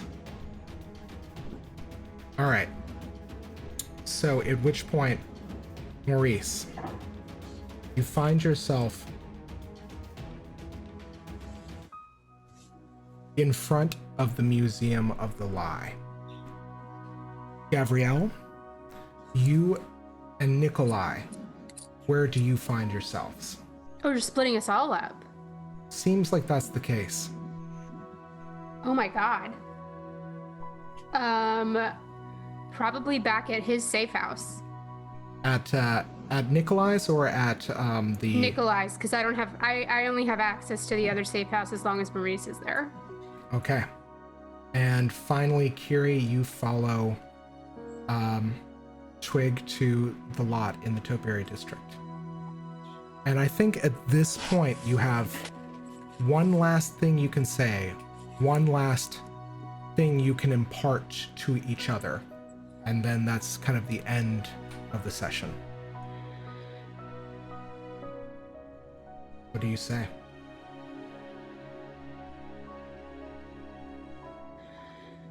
I don't think Twig says anything. Can I do a thing? What do you intend to do? Is it an offensive action? Nope. I intend to jam every single other thing that I have. And the question being, can I use, I would like to refresh my sorcery pool. Can I refresh my sorcery pool and then I would like to jam Jaren into the broken concrete earth here. I am going to say it takes an action. Kyrrie, you get one last thing to do as Jaren, he falls as he's kind of getting pushed into the concrete, and Twig, they are kind of dealing with this trauma right now. What do you do? Kyrrie is exhausted. She is basically on the verge of collapsing on the pavement from the effort of what's just happened. But I think she walks up to Twig and she slaps them in the face. All right. Her hand's about to get real bloody because Twig is bleeding profusely. I'm jamming all of the remaining physicality, so the nosebleed is just... I think Kyrrie doesn't care. And you see the silver body crumple under the force of your desire to punish Jaren for all of the... Oh, this isn't punishment. What is it? Grief. And there's rage there. There's a lot of rage there. But this is closure. Absolutely. Yeah, and I think, you barely register the slap as this silver form, all of the plates and prosthetics crumpled under the gnashing of that demon's teeth. A mess of blood. There's still those baleful silver eyes, one still intact, like rolled up to the sky of the Topiary district as you just, I think you begin probably, correct me if I'm wrong, do you just like break down? What do you do? Oh yeah, this is full, just on Twig is on their knees, just using raw apostate power and green magic and blood magic to force Jaren into the earth, and is probably crying and would be snotting everywhere if they weren't bleeding profusely from the nose. At which point, I think that our party once again separated. You all find yourselves outside of the hollows, in the places that you feel most comfortable, most isolated, with the exception of Kyrrie, who you are watching as Twig takes out all of their grief, all of their anguish, all of their hatred on this horrifying figure who has pursued all of you for so long. And it's there that we're going to end our session tonight. So, guys, we're at 8 p.m. I think it's probably, unfortunately, I think we're going to have to forego doing recaps tonight, just because we're kind of cutting it really close. That being said, if anybody has any shout-outs, please go ahead and do so, starting as per our usual kind of introduction order. Otherwise, we can kind of forego that and do our final goodbye for tonight. Well, quick shout out. If you're not sick of Hopper and I, we will be back here on Monopod Studios Tuesday at 8, doing the 3rd episode of Wand, which is a Beyond Hogwarts game. Please come watch us play witches and wizards, hunting down all of the dark magic in the world on a Cold War spy adventure. Harry Good Potter time. Cold War Spy Adventure. What else can I say to convince y'all to watch it? I was gonna, Yeah. And adding to that, if you're not sick of Marcy by then, Y'all should subsequent- be. Have some taste. by then, on Friday, we will be having the second session of our Good Society Happy Hour, where Marcy and I will both be playing Regency characters in Jane Austenian England. So please come join us for that. Bring fancy drinks and just enjoy the frippery. Yep. excellent. So good. Bill, And I, on the other hand, will be guesting on the Manapot Happy Hour on Wednesday, playing a truly yay! ridiculous character That's that you'll have to join to find out. excellent. And finally, Marissa. Oh wait, no, not I Marissa. I already went. Yeah, all right. Pardon me. Hopper. Oh wait, you guys. All right. We're all in this together. We have so many shows, you guys. I guess throw a shout out if you. I will do a. If you haven't listened to Encounter Party, Yep. you should. They just finished their season 2 run. And if you're like me and you have to wait, you don't listen to week to week, you wait till it's done so you can binge it. Now's the time. Yeah. Now's the time. Same here. Absolutely. Ned Donovan, who's a fan of the show, did an amazing job, and he has been piping this up as a show that, like, a set of episodes for the last half of the season that you do not want to miss. That being said, guys, we are fast approaching our season 2 finale of The Hole in the World, at which point we will do a little bit of an interlude. So look forward to that. As for other shout outs, we have so many really cool shows on Manapot Studios. You should do yourselves a good service and kind of browse everything available on YouTube and browse the VOD when you get a chance here on Twitch.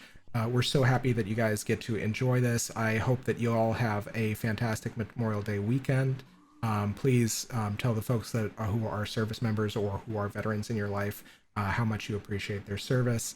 And most importantly, I hope that in spite of all the kind of like intense action and everything that has been transpiring this episode, I hope that you all are safe and healthy and secure, and most importantly, that the invisible sun shines on you all. So, guys, thanks so much, and have a great night, and we'll see you 2 weeks from today. Bye now.